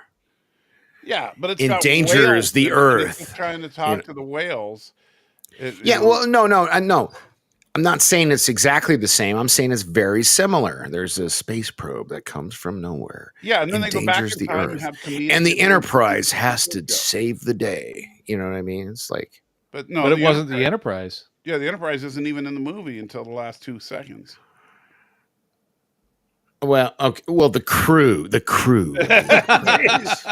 You've tried to change it. Second revision. Where's the third revision? Come the on. crew of the Enterprise. Yeah. Yeah, no. I think I'm sorry, man. When so Blaine, I don't know if you we did a thing where we were ranking the music, the scores of the movies, and because of that, I was like, oh, I'm gonna watch. Like I had to watch Wrath of Khan, you know, and then I could not watch Search for Spock and The Voyage Home because it's like a trilogy. It's like one big movie. Right. And I actually kind of miffed Michael because I texted him, I guess your time, like 3 a.m, I guess, where I was just like, and I was just like, oh my God, this is so good. it seemed like a drunk text. Like it was like, I'm I a love Star you, Trek. man. No, I'm just a Star Trek simp. I love this shit. I get you're a love Star it. Trek simp, but at the same time, why did you text me at 3:00 in the morning and get me up? He forgets time zones. I do, man. Like time zones are, at least I didn't Still 1 text o'clock in the Jason. morning for But you did. Right. You group text. Oh, did I text? Oh, I did. Yes. Oh, Yeah, so, shit! yeah, I'm you sorry. Jason Yeah. too. 5:20 in the morning. Oh, Yeah. I'm He's like, I'm crying. This is the what best music nonsense I've is ever going heard. on? Hey, right? No, well, I'm sorry. He's like, I just Yeah. got done watching Echo, and I can't. I just, it's so No, good. that did not happen, Blaine. I think he That did not I'll happen. bet I you. don't I'll know. bet you he did cry. Yeah. I'll bet you he did. You cried. didn't you? Well, there was a really good scene in. See? Never mind. Ah, the No, truth. don't even. I Yeah. I will leave. Danny okay. will- here's the funny thing. Danny will cry at really bad. I mean, like, what was that? What were we watching where we were talking about how I was manipulating him? What was that? It was. We were, It was the last episode of freaking Legacy of Monsters. Monarch. Yeah. Did you watch Monarch? Okay, so I got to like episode 5, and it was so boring and dull, 5 or 6, and I was like, I don't know if I can do this. But everybody has told me to go back, including Danny. So. No, Blaine. I lose my. I was the last of the Mohicans. I was standing up for that show. What episode was it, guys? When I lost my shit, 8 or Eight. 9. Yeah, 8 or where 9. You kept. I telling me, lost it's really good." my shit and was like, "Fuck this show." I was, it was. Right, yeah. but the funny thing is that even though he was sitting there talking about how much he hated the show, he was crying because the kids were Yeah. reunited with their parents. Which is exactly why I'm dude, convinced. I cry at a good life insurance commercial. I'm convinced he likes Echo because it makes him feel the right way. It makes him feel. It makes him feel. I mean, it's okay. Look, dude, it's probably better than me. My daughter said a while back. She asked my wife. She was like, I don't think Dad knows how to cry. I don't know if he has that ability. I was like, that kind of hurts. Like, and you're not supposed to be chewing in the microphone. yeah, Oh, damn sorry. it, Danny. Not unless somebody pays you. You can throw $5 in yourself if you really want to. There you go. You know what? I got you, bro. It's the least I owe you. I got Cronin $20 last night, so. But yeah, so the ending though it makes no sense. Yeah. Dude, no. Monarch pissed me off. No, to I'm talking no about end. this movie. I'm not talking about Monarch. Monarch. Oh, sorry. Yeah. You guys, like you said, they actually, as far as story wise, they really had a good story. They just forgot to write an ending. Right. And I mean, it literally would have. Yeah. They could have added 5 minutes, maybe. Right. Like, and they could have closed this thing out. Which you and easily could have cut out of the cloud penetration scene. minutes, maybe. Like, and is that Danny doing that? Yeah, It Danny's is. watching the live stream on his phone. I just muted him. Danny. I just muted him for him. But it was a really weird thing. They could have, like you said, the bung hole, the flying. I mean, the slow motion scene. There's so many things they could have cut to just give us that little bit there. But Right. hey, I still, like I said, I'd still put it in the rad rating. It's not a bad movie. I had fun with No, it. and that's the funny thing is that this is what's really odd about Star Trek: The Motion Picture, is that for me at least, usually if you have a movie, even if it's really good, but the ending sucks, I hate the movie. Right. But here you have a movie that like has no ending at all, but it's still, I can't help but enjoy this movie. Like, Right. it's solid. it's just so charming. Did you not get it? Did I not get a joke? No, my I think he super was chat. paying you. No, not yet. never Maybe came through. does it say it processed? Okay. I don't know. It said successful on my end. I thought, I didn't notice until Vader pointed out those cargo pants smocks or whatever they are. That's pretty fantastic. It's just to add to the It's wardrobe in the this movie. 70s vibe there. Yeah. Actually, Vader and I give each other a lot of shit, but he's like my brother from another mother. I love that dude. Like, I really do. see, he's going to start crying because Vader's here. Yeah. No. I'm just, Vader knows what's up. Hey, Danny. I have Did you been get it? and always shall be your friend. Your friend.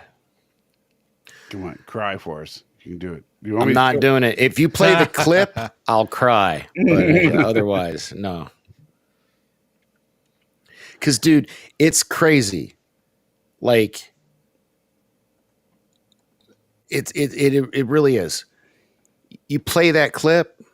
Oh, you bastard! Don't do it. Don't do it. Man, look at the suits in this compared to the other one. I know, right? And look at the look on Shatner's face. People yeah. say he can't act. This is the best acting he's ever done. You bastard! Why are you doing this to me? You Klingon bastard. Out of danger. Yeah, in this movie he was okay.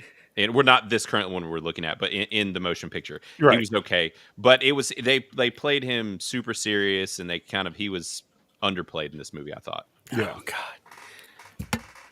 Oh, you got him going. Yeah. Oh yeah. I told you he's so easy. No, man, I can't. I'm like this scene fucks me up, dude. Yeah, like when we do the Patreon recording, this is going to be. We're going to have to pause this every other 3 seconds because it's just going to be waterworks the whole time. Oh God! Why? Can you just turn this off, please? Dude, make it go away. I can't think of any film that gets me that bad. I really can't. Like No, this is my go-to. Oh, like, you know what? Yeah, this is You know the one that I bet you is probably right. It's like second place. Jesus almost Christ. tied for first. You must lose it when Star-Lord sees his mom in a vision. No, that doesn't. No, it has no effect on me whatsoever. Yeah. That whole thing when he's about to explode, when he's got the Power Stone, and then he sees his mom. Yeah, I mean, I just don't have the connection to him I do to Spock. Okay. So okay, I just because that one definitely That's the dust storm kicks up. Right. You know, or when you think he's dying and he freezes. Yeah, and you're like, oh, he died halfway through the movie. What the heck? So that's something James Gunn would do. So. Wow, Stan, you think I enjoy crying? That F you, man. Well, you know, you do seem to kind of really like the. Yeah, that's a tough one too. Random Menace. What do you say? When Artax dies in the swamp. Yeah. Oh no, that's a good one. That's a good one. He lives, Daddy. Right. It's Jesus, I know, Vader. I know, but the scene is still well acted and compelling and makes me cry, and I'm glad they're not finishing it because I do not want to bawl live on air. I don't mind doing it on a Patreon where you have to pay for it, you know. So. Oh, believe me, he if you're a Patreon, you will get to see some serious Danny tears next week. So which is going to be awesome. All right, that's great. So Star Trek: The Motion Picture. Bottom line. So stuff. you thought it was in the rad category. So where would your percentage be? Do you think? The more we went through it, initially I was thinking 79. I think more like a 70, but still that's rad. Like it's good. This is not a bad film. I had fun. I enjoyed it. Like we said at the end, it's a little messy, but like this is a solid movie. I had a good time. So so if we were doing out of 10, you would say like a 7 out of 10. Yeah. How about the you, math Jim? works the same. They do 100%, so 7 out of 10. Yeah. So Yeah, where would you go, Danny? I already told you at the beginning. 100? Fucking 100. I love this movie. I love it so much. I love it so much. How about you, Jason? it's only a 7 for me. Jesus, really, Jason? Yeah. In the when you rank all the Star Trek movies, this one comes in much further down the list. Okay, if I had to compare it, okay, no, that's fair. If I had to compare it to other Star Trek movies, I'd give this a 9. If I'm listing the Star Trek movies, basically I would put 4 and 5 behind this one. Okay. But 2, 3, and 6 are definitely far better. Yeah. No. And Oh yeah. So based on that, I'd probably get it. Like if I was doing it on the Criticless scoring, I'd probably give it about a 75. Right. Okay. And that's probably because I'm going to be writing a Criticless review for it this week. So I say 100, but when I do my Criticless review, I doubt I'll give it 100. Right. Is it really? It'll probably be like an 8 or an 8. Yeah, Right. 80. Yeah. Like Yeah. 80%. And that's right at which, and you can still, even if you hit like 80, 81, you got most excellent still. You can give it that bright gold, rating. And that's where, like, when I think about ratings, I'll tell you, and I don't know how you do it on your Criticless scale. I keep forgetting the actual names of it. But like for me, I always say watching a movie that's a perfect 5 out of 10 is a movie where if your options are watch paint dry or watch this movie, it's a toss up. Right. That's why I like decent. Decent's a term. Like, it's decent. You might like decent means you might like it. You might not. So what's Blaine? What's decent?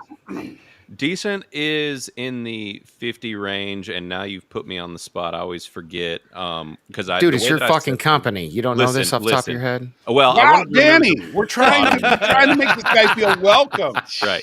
Hey, listen, I've ragged him enough. I'll take it. It's 40 to 59. 40 to 50. Okay. Right. Sometimes I get it wrong as far as the one number difference there, but like, yeah, it's 40 to 59. So that's decent. And then once you go up to 60, it's at rad. Okay. Now, where does it go from? So it goes from rad to excellent? Rad to most excellent. Yeah, most excellent starts most at excellent. Or 80. Okay. Most excellent. Yeah. Most you know what you 80. should do, honestly, and I know it's your scale. You can do whatever you want. Right. But I would say, like, I would put it as excellent for, like, 80 and then go, like, most, and do a most excellent if you get to, like, 90. For that 10%er. Yeah, that could actually be cool. That's a good thought. Yeah, because it adds that extra layer of like even better, which I don't know if you guys play video games much, but if you look at that scale, the way that I did the color scale is like a loot scale rating for video games so that it's very representative as far as color wise too. Blaine, I want to ask you this serious question because I had a huge struggle rating Picard. When are you going to break up seasons of shows? Yeah, we've had a lot of y'all asking. It is on the docket. It is not a cheap endeavor to add seasons, believe it or not. Sorry, okay. Well, I apologize then. But no, you're okay. Hey, no, I am looking for a job. If you need help, I'm just saying. I'm just kidding. Yeah, it's a beefy feature. It's going to cost me quite a few grand to add it. So it's like I'm going to do it, and it's coming. It's on that first batch, and it might even come. I don't know. It'll probably be the last big update we do before we add like games, but that's going to be a little while. Okay.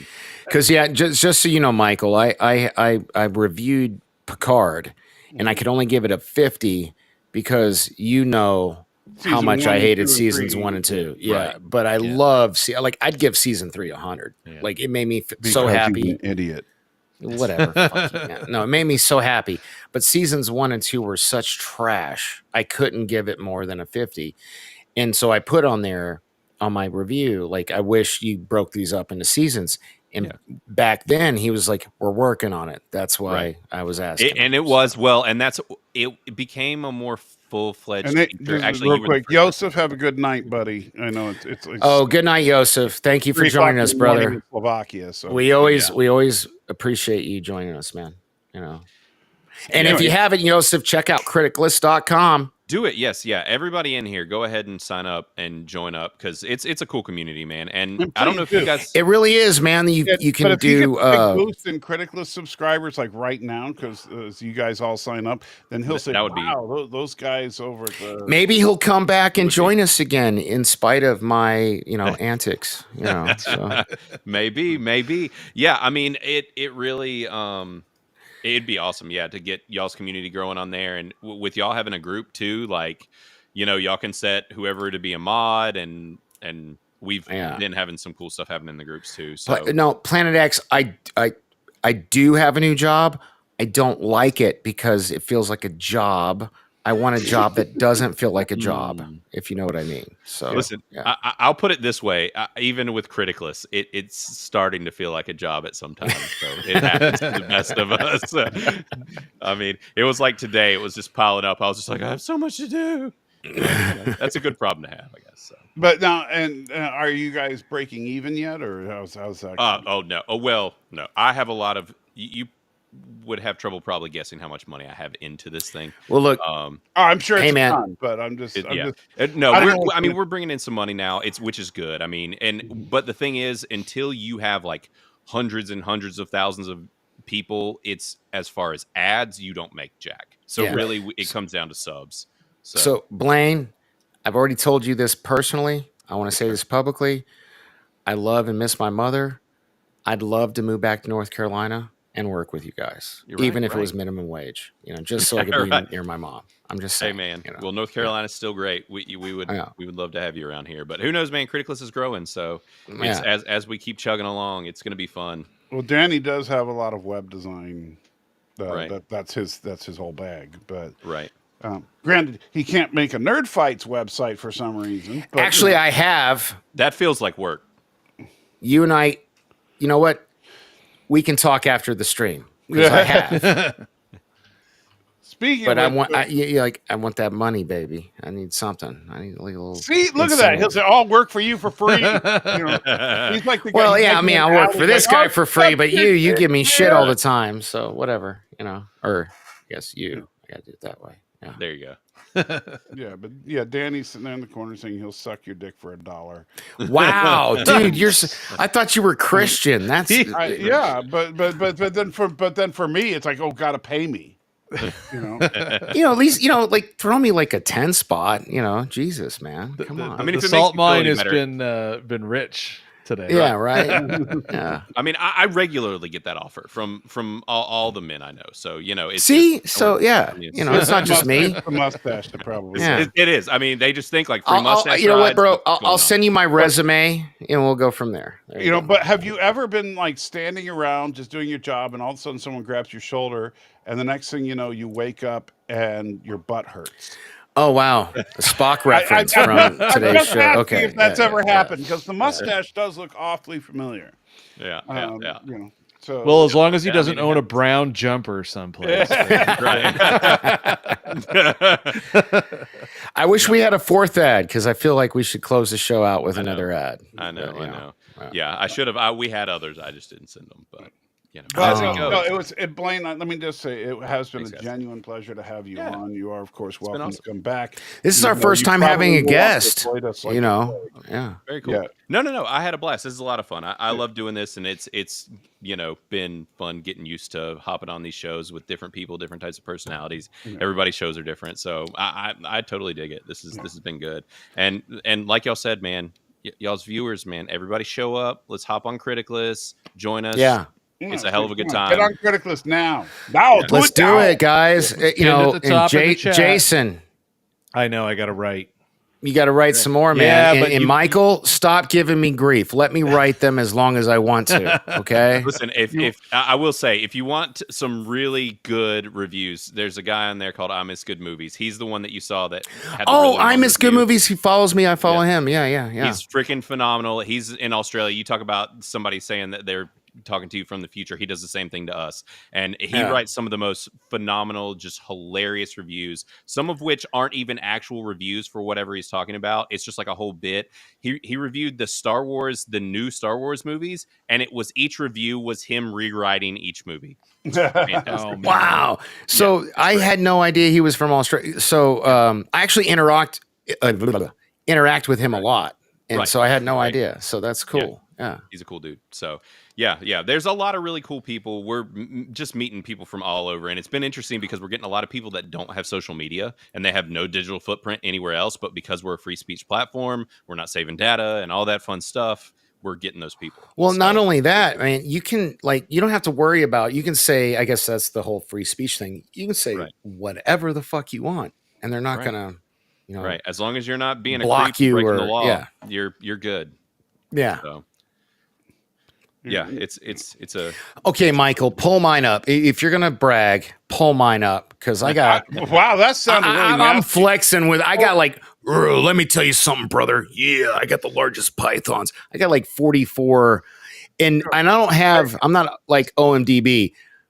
All my reviews are at least 300 words or more. All of them. By the way, Like, I do want to say this is that you were talking about how Danny with his picture you found out about the bug that's now a feature as far as doing your no, yours is the same. So is Jason's because But I remember, made them. Danny actually had to ask me how the heck do you put a custom avatar on because I did it first. So Yes, that is yeah, true. y'all made the bug into a feature. I think we're gonna keep it. It's only web only, but I mean, it's a cool. but it does little- look good.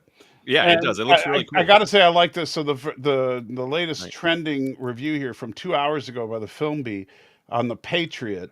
I like this film, and I'm British, so you know it's good. Hey, man, just please pull mine up real quick. Come on. How do you Dude, search for somebody here? I don't even know. Just in the search, right above in the your search head. bar, just right type it there. in. Right Just above my head. right there. Right above Top. the profile. Right Above. Yeah. Type Just start Dork typing his Knight. name, he'll come up. Yeah. Just type Dork and he'll come up. Yeah, there I am. Look at that.